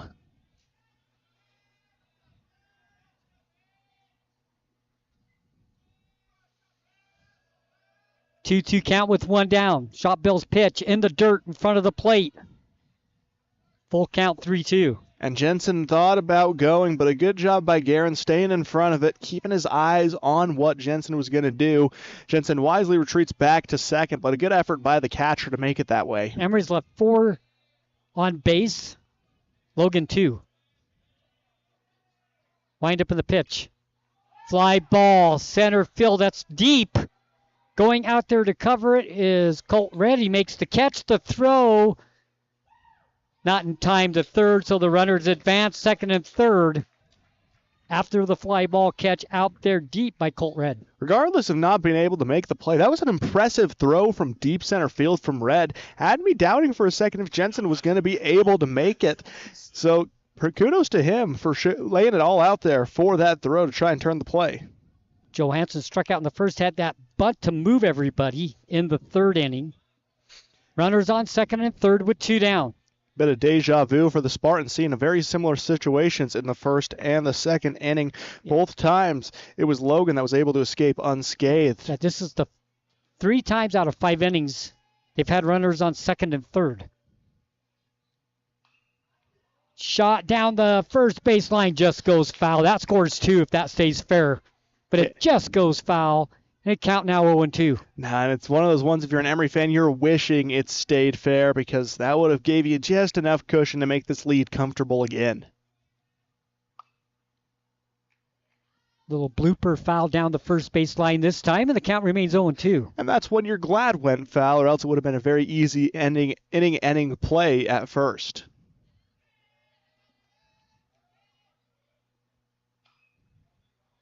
Fly ball out to right field. Coming over from second base to make the play for Logan for out number 3. And once again, the Emery Spartans leave runner on second and third. And Venegas just makes that play look easy. That was the kind of catch that the Grizzlies were struggling with yesterday against Carbon, but now really tightening up their defense makes all the difference in the world as they halt a run from going through. And again, the Emerys leave runner stranded in scoring position on third and second. No runs on 1 hit, 1 Logan error, and 2 left on base. So now the Emery Spartans have left 6 on base, but another thing is they're not leaving base runners on first. That has been second and third. All 6. Leaving a base runner on first, it's a little more stomachable. They probably weren't going to have an impact that late in the inning. You strike out with a runner on first. That's okay. It's whatever. But you leave them in scoring position. Well, not just 1, but 2 in scoring position, knowing that a double would bring them both home. That hurts a little bit offensively, and that's been what's been killing Emery all day long. Yeah, I mean, when you just watching the game, it seems like Emery has been in control with the base runners being in scoring position, but then you look up at the score, it's a 2-1 game. No, Emery has felt more dominant than they have been in reality. They've done an excellent job of getting runners on base and advancing those runners, but they've struggled to advance them across home plate, and that's been their biggest downfall today as Logan hangs in this one. Corey White will bat. Trig Jensen stays in pitching for the Emery Spartans. He's 0 for 1 on the day with that to fly out in the third inning. First pitch, swing and a miss, and a strike and a 0-1 count. We thought we were going to have some good matchups today. We're getting exactly what we thought we were going to get with this game. We thought it was going to be a low-scoring battle, and it's exactly what it is. Pitches the ball and a 1-1 count. I think day 2 and 3 of the tournament is when you're going to see your best showdowns, especially in the one-loss bracket. These are players who know that, especially for those seniors, that if they lose, they're going home, and they're not going to more than likely not going to have a chance to step on a diamond again in a competitive sense for the remainder of their lives. So they're playing for a lot right now for those seniors on both of these squads. 2-1 count on the ball. That pitch got a little bit away from Jensen. Nobody on base, no harm. There's the pitch. Outside and a ball and a 3-1 count. And that has been the one thing we have seen from Trigg is as you get into these later innings, sometimes that control can start to slip. But it's how he bounces back that's going to determine how the rest of this inning goes. Outside and a ball and a walk. Corey White will take first base with the walk.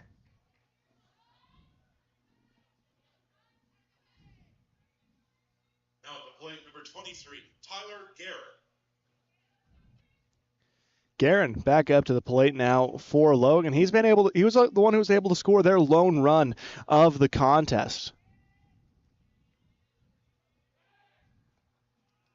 Pickoff attempt at first, nothing doing there. Just trying to keep him honest. Yeah, Jensen gets to reset now on the mound. I think sometimes those pickoff attempts are just a chance for a pitcher to clear his mind. Get back into his rhythm. Jensen's pitch, high in a ball. 1-0 count. You can tell when a pitcher is operating at their best capacity because when they get the ball, it's near machine-like. There's little to no delay between them receiving the ball and them throwing the pitch. When a pitcher can reach that state, that's when they're some of the most dangerous you've ever seen. Foul to the backstop right over the top of us. And right now, Jensen just happened to slow down, take a few deep breaths, and reset going into the rest of this at-bat after walking the first batter of the inning. He's pitching a great game. He is. No, you can't discredit what he's been able to do before this. 1-1 count. There goes the runner. There's a little blooper. It gets past Jensen to the third baseman, throws the first for the out. Nice play that time by Stilson.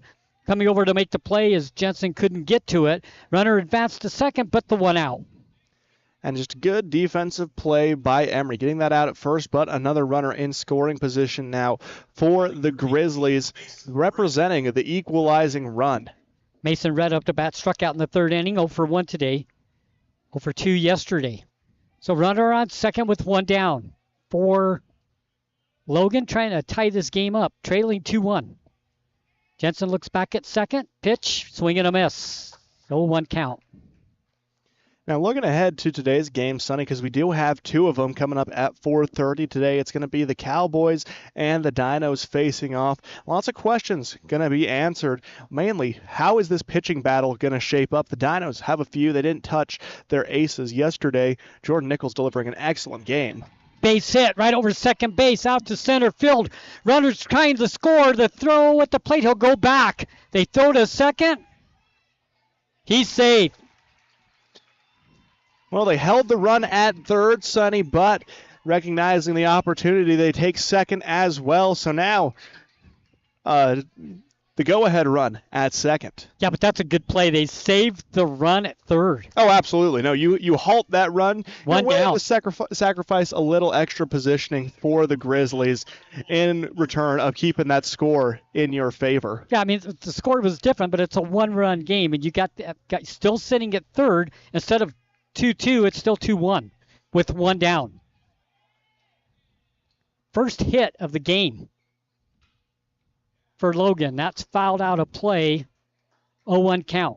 And Shotbell is a scary sight to see in this situation, Sonny. He's been consistent for the Grizzlies throughout the season. Again, a .333 hitter on the year with 8 RBIs. Could bring himself to double digits if he places this ball right. Jensen goes almost 5 innings without allowing a hit. Pitch is a ball and a 1-1 count with 1 down. Runners on second and third for Logan. They're threatening, trailing 2-1. And this is where things get scary for Logan. It's going to be decision time for them as well. Do you keep Shotbell in to try and let him finish this game out with the pitching performance he's been having? Or do you try and trust a bullpen that to this point has been unreliable? Base hit to left field. 1 run's going to score. Here comes the second. They both score. And the single gets 2 RBIs for Shotbell, and he helps himself on the mound on the offensive side with that single. And all of a sudden, you just look up at the scoreboard. They have runners on second and third. They take advantage of it. They scored 2 runs. Dangerous is the sophomore Shotbell, sending that shot to center field, sprinting to first, and bringing 2 of his teammates home on the RBI. That's clutch. Yep. He's done it on the mound, and now he's done it in the batter's box, doing himself a major favor in his quest for a win in the pitching battle. Excuse me, I'm sorry, Aiden. 3-2 Logan here in the bottom of the 5th.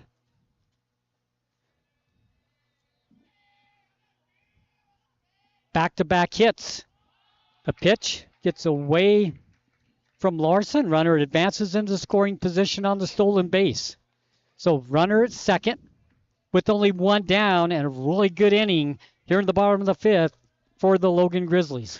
Yeah, they put together quite the inning, Sonny. We saw them do it yesterday against the Dinos to knot the game up, but their defense didn't carry through in the end of that game. Now it's going to be interesting to see how things carry on. Pitch in for a strike. 0-2 count. Throw to second. Not in time. Runner gets back. So 0-2 count with 1 down. Runner at second for Logan with a 3-2 lead now. Emery scores 2 runs in the 3rd. Logan 1 in the 3rd. 2 in the 5th. That's where we sit. 3-2. Wind up in the pitch. Grounder covered by the shortstop. Olsen throw to first in time. The throw back to third. Is it in time? That's almost a great play. That is almost a great play by Johansson. They almost caught Shotbell at third after getting the out at first. That's as close as it can be, Sonny. They nearly turn it, but inches away from ending this inning. And now Shotbell getting a courtesy runner, it looks like. Olsen makes the play at shortstop. The throw to first. They got it, and then Johansson with the throw across the third, and they almost got the runner for a double. And it is a courtesy runner. Spencer Martinez stepping up to third base following the nice sprint by Shotbell. Jensen's pitch in for the strike and an 0-1 count. Olsen 0 for 2. Grounded out. Back to the pitcher. Grounded out to the shortstop. That was pitch number 57 from Jensen. So now decision time looms large, as soon as he crosses to that 61 pitch threshold, he's going to have to take 2 days of rest. But you need to keep him in here. You're playing to win at this point. A loss and all that rest means nothing. You've got to win today. So, yeah, if I was manager Julian, I would leave Trigg in. Foul to the backstop and a 1-2 count. 1-2 count, 2 down, runner on third. 2 runs have scored for Logan here in the 5th. They lead 3-2.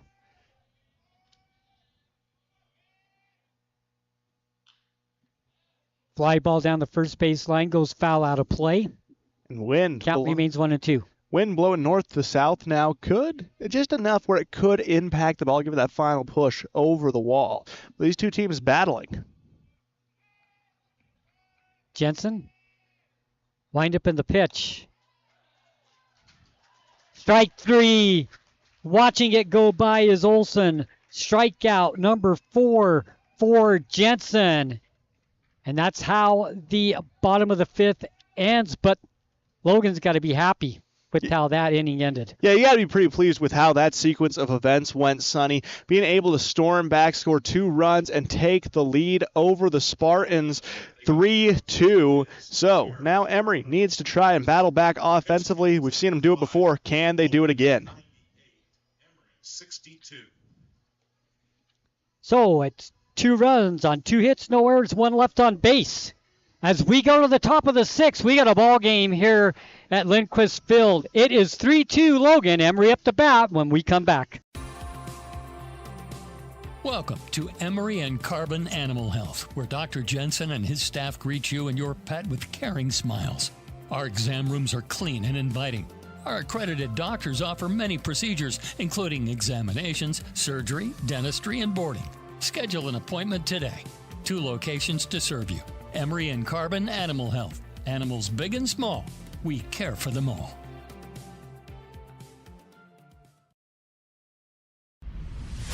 Emery High School baseball continues on the home of the Spartans. News Talk 107.3 FM and 750 AM KOAL. Welcome back into Emery High Baseball here on KOAL 107.3 FM and 750 AM. At the top of the 6th, Logan leads the Spartans 3-2. And the first pitch thrown by Shotbell in for strike 1. 0-1 moves the count. As step into the plate for the Spartans, it will be Drake Stilson. Stilson singled into second, grounded out to first in the third. He's 1 for 2, swing and a miss, and an 0-2 count. I'm glad you stepped back, Sonny. I was out of my depth. 0-2 count.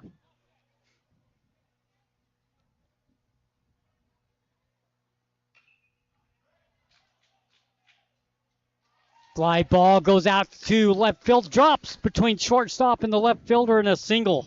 Good way to start the 6th inning for the Emery Spartans as Drake Stilson gets on with the single. They've had leadoff runners on base, but they really just haven't really been able to take advantage of the people that they've had on base today. Yeah, and that's been the difference. Last inning, Logan took advantage of those players they had in scoring position as a pinch hitter coming in for the Spartans. Going to be senior Mason Thornley stepping to the plate. Mason, through 12 appearances this season in games, is batting .238 in 21 at-bats. He's had 5 hits for 4 runs and 7 RBIs, 1 extra base hit. Left-handed batter, left-handed pitcher. First pitch in for a strike and an 0-1 count with the runner on first for Emery, trying to answer back after that 2-run bottom of the 5th for the Grizzlies. And again, major props to Shotbell, the sophomore. He's controlled this game on the mound, and he did himself some major favors, bringing in 2 RBIs last inning. Strike call. 0-2 count. Both pitchers have done great on the mound today. Yeah, that's why we have a 3-2 game. It's been a fun duel. Yes. Wind-up pitch. Swing and a miss. Strikeout. Strikeout number 8.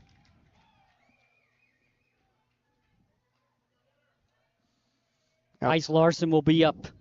Now at the plate, number 18. Big Dinner trying to live up to his name here and deliver a feast for the Spartans. 1 on, he represents the go-ahead run. Drake Stilson on first represents the tying run. 0 for 2 with that fly ball out to right field and then struck out. Here's a fly ball to center field, coming over to make the play, and a nice play is Colt Red. That was an impressive sprint by Red, and we've seen him make similar plays throughout this game, but they collect their second out of the inning off the rundown by Red, snatches it out of the air, and now the Spartans down to their final 4 outs. Perfectly played out there. Up to bat, Bronx Olson. Singled in the second, flew out to center field in the 4th. He's 1 for 2. First pitch to him is outside and a ball and a 1-0 count with the runner on first. 3-2 Logan here in the top of the 6th. And this feels like a different Logan team than what we saw yesterday or what we even saw earlier in this game. They are playing calm, composed. They're playing their brand of baseball, and it's paying off in dividends for them. Outside ball, 2-0 count with 2 down.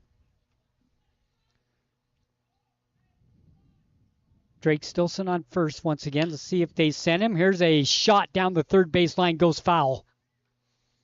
And an error committed by the third base coach there. Got to get down, coach. Square that one up. I'd be getting out of the way. Yeah, I mean, that's a more reasonable approach, too. 2 balls, 1 strike, 2 down. Drake Stilson on first. Pitch outside and a ball, 2-2 count. Loaded with twos, 2 balls, 2 strikes, 2 down. 3-1. 3 balls, 1 strike. Looks back over again. Ooh. Strike and a 3-2 count. That was one up here, even from our angle. That looked like it was square in the zone. Spartans think otherwise. So we got a 3-2 full count. 2 down, runner on first for Emery. 3-2 the score. The pitch, swing and a miss. Strikeout number 9 for Shotbell. And we will go to the bottom of the 6th inning. Logan 3, Emery 2 when we come back here on KOAL 107.3 FM and 750 AM. Our home flooded when the refrigerator line broke. We felt helpless, didn't know what to do. Our neighbors told us to call On Call Restore. They really came through for us. Serving all of southeastern Utah, they're fast and professional. 24/7 emergency services for water, fire, and mold. They even do emergency board-ups. And as a licensed insured general contractor, they do the remodeling as well. Call for a free quote, 650-1092. Bringing you peace of mind during the worst of times. Call On Call, 650-1092. We'll be on our way. Diagnostics? Check. Transmissions? Check. Oil changes? Check. Checks Auto Repair. Honest, affordable, and customer-focused. Checks Auto Repair is new to the community. From diagnostics to engine repairs or any other service, you get a flat hourly labor rate with no hidden fees. East Main Street, next to Arby's and Price. Follow Checks Auto Repair on Facebook. Call 630-6699. Check engine light? Take it to Checks. Emery High School baseball continues on the home of the Spartans. News Talk 107.3 FM and 750 AM KOAL. Leading off for the Grizzlies. Welcome back. 3A tournament baseball. Emery and Logan as we go to the bottom of the 6th inning. 3-2 Logan with the lead coming up to bat. Priest Ramirez 0 for 1. He did reach on an error. First pitch is a ball and a 1-0 count. If you're the Spartans, Sonny, you're hoping he stays 0-1, moves to 0-2, because they have 3 outs to try and at least tie this ball game up. And right now, Logan firing on all cylinders. Pitch in for a strike and a 1-1 count by Jensen, who stays in the game for the Emery Spartans. And Chase Julian wisely leaving in Trig Jensen at this juncture of the game. Throw the pitch count out the window until you get to a point where he can no longer legally pitch by the rule book. And even then, he had about 50 pitches to work with until that point. Ball called, so a 2-1 count.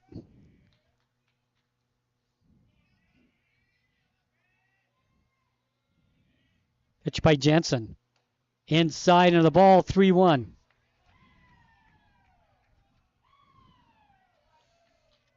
Three-one count with nobody out. First batter in the bottom of the 6th for Logan. Jensen with the windup of the pitch. Pop up back to pitcher, third baseman coming over to make the play. Stilson for out number 1. Much needed out for the Spartans. Just get things moving, and they do just that. Out number 1, Colt Red up the bat. Had that pop out back to the pitcher in inning number 2 and a sacrifice bunt in inning number 4. And Sonny, right now we're seeing some action over in the Logan bullpen. It's Hoth warming up. Fouled over the top of us and an 0-1 count. Hoth on the season, if he is to make an appearance, is .587 in the ERA category. 2 wins, 0 losses through 9 appearances.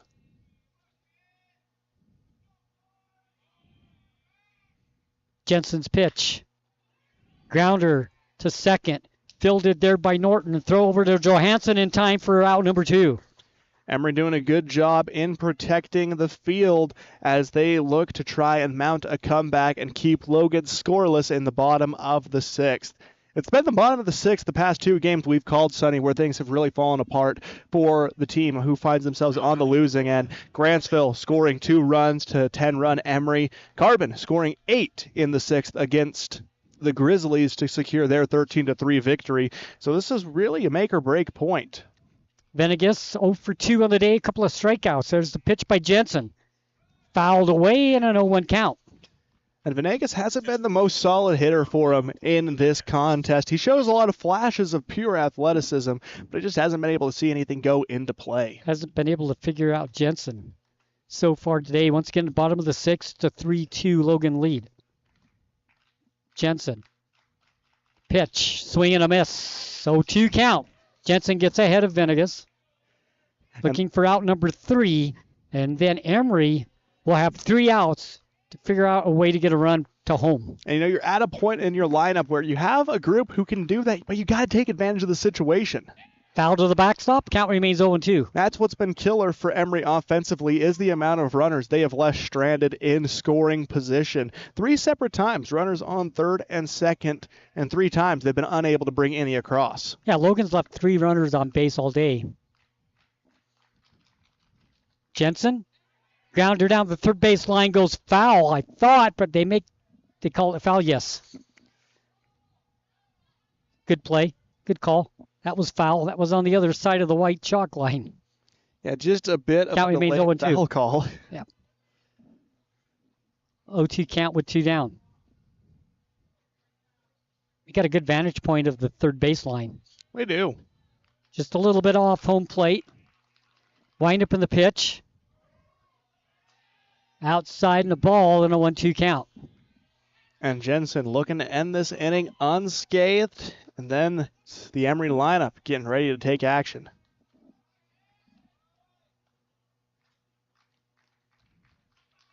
Pitch in the dirt, 2-2.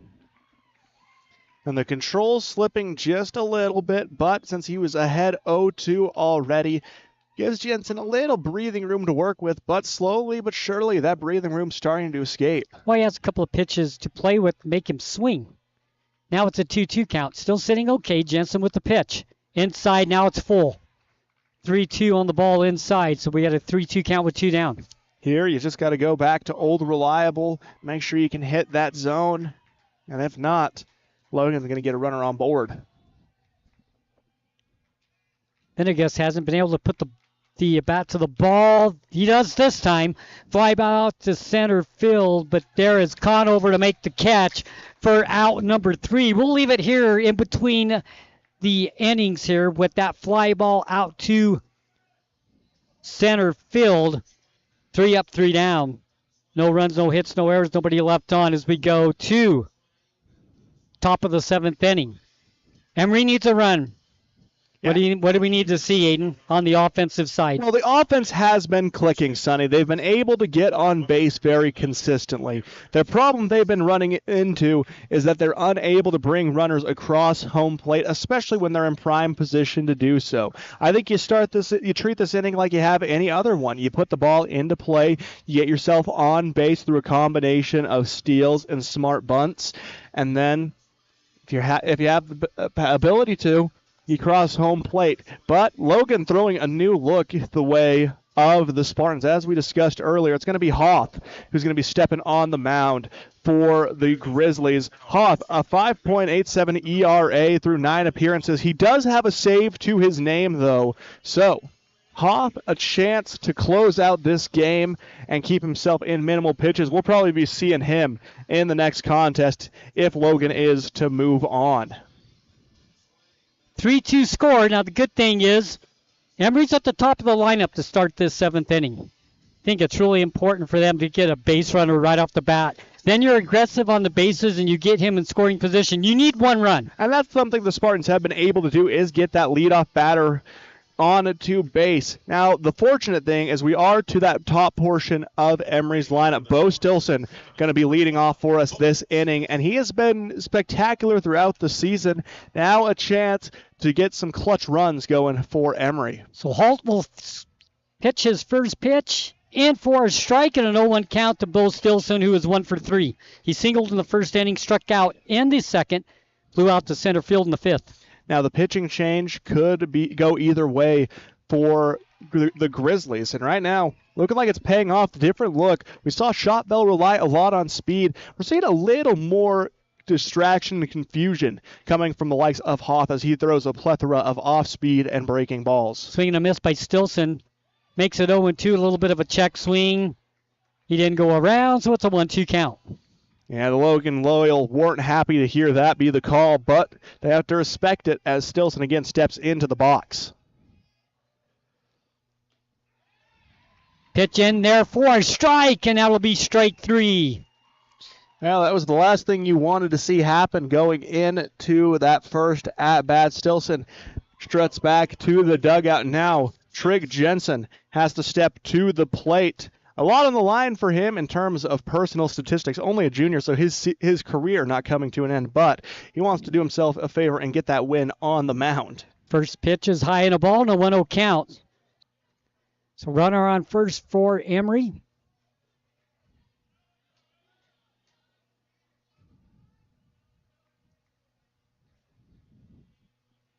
Nielsen. Thought about stealing. Let's see what he does here with 2 down. Swing and a miss. Actually fouled away to the backstop and a 0-1 count to Conover. Yeah, lots of action happening here at the ballpark. Emery able to get a much-needed runner on base with 2 outs in this frame. Now trying to score at least 1 run to keep their hopes alive. Go over to first, not in time. Nielsen on first with 2 down. Emery trails by 1. This is the top of the 7th. It's 3-2, Logan. Holt has come in. He's done a good job, hasn't he, so far? He has been spectacular, Sonny. It could have gone either way, but he has really shown what this bullpen can do. Fly ball, that might stay into play. It looks like the first baseman can make a play on it. Olsen, and he does! And that's the ball game. What a comeback by the Grizzlies in this contest, Sonny. Emery had the offense rolling, but they weren't able to take advantage of any of their opportunities, namely in that first, the second, and I believe it was the 5th inning where they leave runners stranded on second and third. Unable to take advantage of those situations, and it results in a loss for the Spartans. So Emery falls short 3-2. And unfortunately, and that brings an end to their season as well. The Spartans eliminated from the 1-loss bracket, and they will be making the long bus ride home back to Emery. But overall, this has been a season filled with adversity for Emery, whether it be injuries, team tragedies. This has been a group that through thick and thin has stuck together, and it's sad seeing them leave the field for the last time. Well, we thought it was going to be a low-scoring game. It was exactly that. Both pitchers pitched great. It was just a matter of who was going to take advantage of the situations of having base runners in scoring position. Emery left runners on second and third 3 times in the ball game. That, in my opinion, the difference in the game. That's why they fall short 3-2. And you're completely right, Sonny. That was the big difference maker. When an opportunity presented itself offensively for the Grizzlies, they were able to take advantage of it. However, for the Spartans, leaving those runners stranded, not just leaving them stranded in scoring position, that's what did them in and ended in the loss. Too little, too late. They tried to rally, but they couldn't get the bats going when they needed it most, and that results in the 3-2 loss. Logan will advance to play the loser of Carbon and Grantsville tomorrow morning at 11 a.m. So Logan comes back, scores 2 runs in the 5th inning to take the 3-2 lead. They hold on to it, and they will move on. Congratulations to the Logan Grizzlies. The Emery Spartans fall short, and as you said, their season's done. But when we come back from the break, we'll talk a little bit about today's game and a little bit about the Emery Spartans, and then we'll talk about the next game coming up at 4:30. Don't go anywhere here on KOAL 107.3 FM and 750 AM. Show your school spirit and support local high schools with the new Eastern Utah Community Credit Union debit and credit cards. Featuring designs for Carbon, Emery, and Grand High School, these cards let you carry a piece of your school's pride wherever you go. Plus, to make purchasing easier, Eastern Utah Community Credit Union has added the convenience of tap-to-pay and compatibility with major mobile wallets. Pick up your school spirit card today at any of the Eastern Utah Community Credit Union branches. Looking for the perfect mattress? We've got you covered. At Bill's Home Furnishings, we have the largest selection of mattresses in eastern Utah, including the highly rated Serta Perfect Sleeper. And when it comes to price, we're competitive with anywhere in the state. But we're more than just mattresses. From quality furniture and home accessories to reliable appliances, we've got everything you need to make your house a home. Stop by Bill's Home Furnishings today, where selection, savings, and service meet. Right here in eastern Utah. The more things change, the more they stay the same. Yes, Mr. Automotive has a new building in Huntington. But that just means the services they offer just got better. Detailing and mechanic work are being added to the already great service Mr. Automotive had already offered. And all deals are still done with the owner at the lowest prices possible. New building, same best prices, and more auto services. Go to MrAutomotiveSales.com or stop by the dealership, 21 South Main, Huntington. Mr. Automotive, the best for less.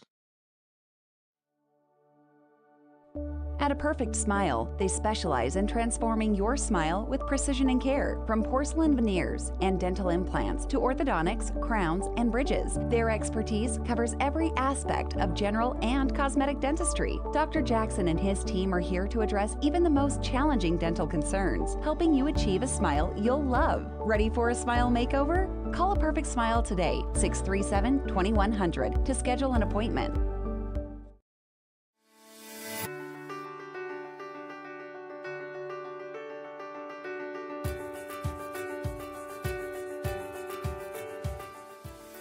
Hi, I'm Dr. Daniel Kelly, owner of Castle Valley Orthodontics. What's keeping you from having a perfect smile? We understand what you want from a local orthodontist. And here at Castle Valley Orthodontics, you'll be treated like family. Call Castle Valley Orthodontics at 637-2222 for a free consultation. When your comfort is on the line, trust the experts who care. At Air Temp Heating and Cooling, we've been dedicated to keeping Castle Country cozy since 1999. Our certified technicians are ready with 24/7 emergency service and the latest knowledge in heating and cooling technology. As a proud Bryant authorized dealer, we'll do whatever it takes to ensure your home or business stays comfortable year-round. Call Air Temp Heating and Cooling today at 637-4468. Diagnostics? Check. Transmissions? Check. Oil changes? Check. Checks Auto Repair. Honest, affordable, and customer focused. Checks Auto Repair is new to the community. From diagnostics to engine repairs or any other service, you get a flat hourly labor rate with no hidden fees. East Main Street, next to Arby's and Price. Follow Checks Auto Repair on Facebook. Call 630-6699. Check engine light? Take it to Checks. What the Utah Miners Hospital offers is relatively unique in the country to help take care of people who have really dedicated their careers, their lives to hard work. I have torn rotator cuffs in my shoulders. Honestly, I don't remember everything I've had done. I think I've had to wait 10 minutes one time. It's amazing that there's a fund out there. You have no medical bills. If you're ready and you need us, please give us a call. We're happy to help.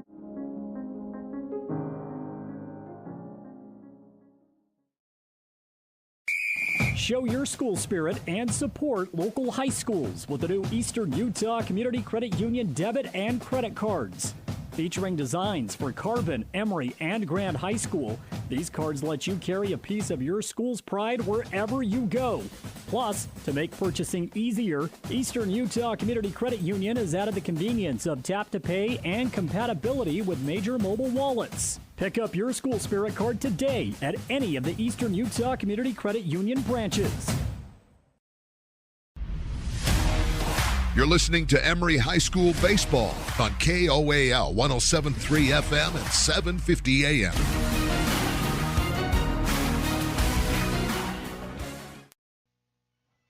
Welcome back. Eastern Utah Community Credit Union postgame show. Emery's Spartans fall short 3-2 today, and their second loss. It was a good game. It was a game we expected, low scoring. Who was going to get, the late runs in the game, and that's exactly what happened. As you take a look at the team line for Logan, 3 runs on 3 hits, 1 error on Emery. They left 3 on base.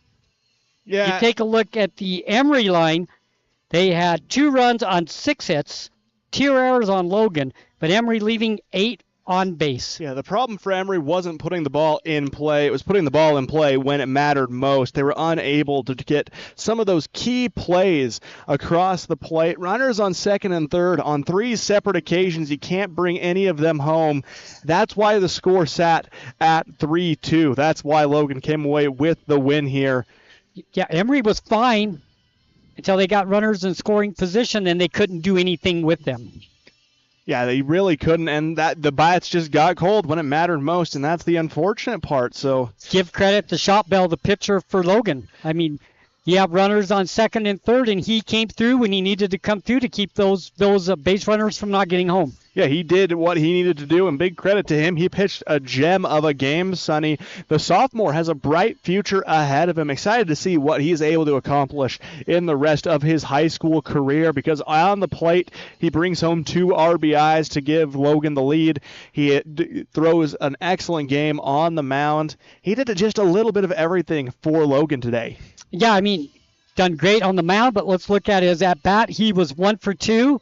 He reached on an error in the 3rd inning, but the single in the 5th, scoring 2 runs, it was huge for Logan. So he goes 1 for 2. You have Hoff, who is 0 for 3, Olsen 0 for 3. Ramirez was 0 for 2. He did reach on an error. Colt Red was 0 for 2. Venegas was 0 for 3. Corey White was 0 for 1, but he got on with a walk, and they actually got him home with that walk, one of the runs. Yeah, and that was another key thing, was just Logan, every opportunity they had to score, they took full advantage of it. So sometimes that's just how the game goes. One team in clutch situations will execute better, and that's exactly what Logan did. Tyler Guerin 0 for 1. He got hit by a pitch. He scored his run. He got on base by getting hit by a pitch, and they got him home. Yeah, so Logan took advantage of Emery mistakes and then some. They were able to just capitalize on those opportunities, build their lead, and from that point on just maintain, as the Spartans had to play come-from-behind baseball. And Mason Red was 1 for 2 with a double. He also scored a run for Logan. As we take a look at the Emery Spartans, as we said, 2 runs, 6 hits, 2 errors made by Logan, 8 left on base for the Emery Spartans. Looking on the offensive side, Bo Stilson was 1 for 4. He had a single in the 1st inning. Yeah, Bo was a bright spot today, as he has been throughout this tournament, Sonny. He scored yesterday's lone run for Emery, and, it's going to be hard to fill the void that's going to be left with him graduating. Trig Jensen was 1 for 3. He was hit by a pitch. He also got on by a walk, and when he did get on by that walk, that was one of the runs that ended up crossing home plate for the Emery Spartans. And that's a player you're excited to see is only a junior. He'll be coming back next season, not only for support on the mound, but at the plate as well. Peyton Nielsen had the sacrifice bunt in the 1st, struck out in the 3rd, reached on an error in the 5th, singled in the 7th. He was all over the place, Sonny. Yep. Conover today 0 for 3. He did have a walk and scored a run. Johansson was 0 for 3 today. Drake Stilson, he was 2 for 3. Actually had a single in the 2nd and a single in the 6th. Grounded to 1st in the 3rd inning for the out, but he was 2 for 3 on the day. And he was able to reach base in some unique situations, but he was able to reach base nonetheless, and he provided some good support while he was there. Larson 0 for 3 at Bronx. Olsen 1 for 3. Had that single in the 2nd inning. Easton Stoker 0 for 2, and Thornley coming in 0 for 1. So that's the offensive side for the Emery Spartans. They just couldn't get their base runners to touch home plate, and they fall short 3-2. Yeah, and that was the biggest thing, Sonny. Those runners left stranded. Those would have swung the game in the favor of the Spartans, but now they unfortunately will be heading home with the loss. So Logan will play on the 13th. That'll be tomorrow. They'll play at 11 o'clock again. Yes, and they'll be playing against the loser of Carbon and Grantsville. So either a potential rematch with Carbon or a showdown with the number 2 team in the 3A classification. Both going to be tall tasks for Logan, but if they do draw Carbon, it makes you think they're going to be a little hungry for some payback after the drubbing they took yesterday. So the Emery baseball season comes to an end. So the seniors, we've seen them play for the last time. This is a great group of seniors, Aiden, and I know that Jordan just loves them. And we've watched them play for the last time. I never liked the end of the season. No, it's the hardest part of the year, Sonny. You see these players who you've seen grow and develop, not just through the season, but through their high school careers, and you watch it all come to an end.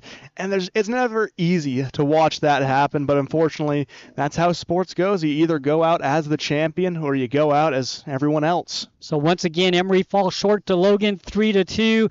They are done. We have one more game today. 4:30, the Carbon Dinos played Grantsville. We're expecting another good game just like this one was coming up at 4:30. Give us a little insight on that game. We'll come on about 4:15.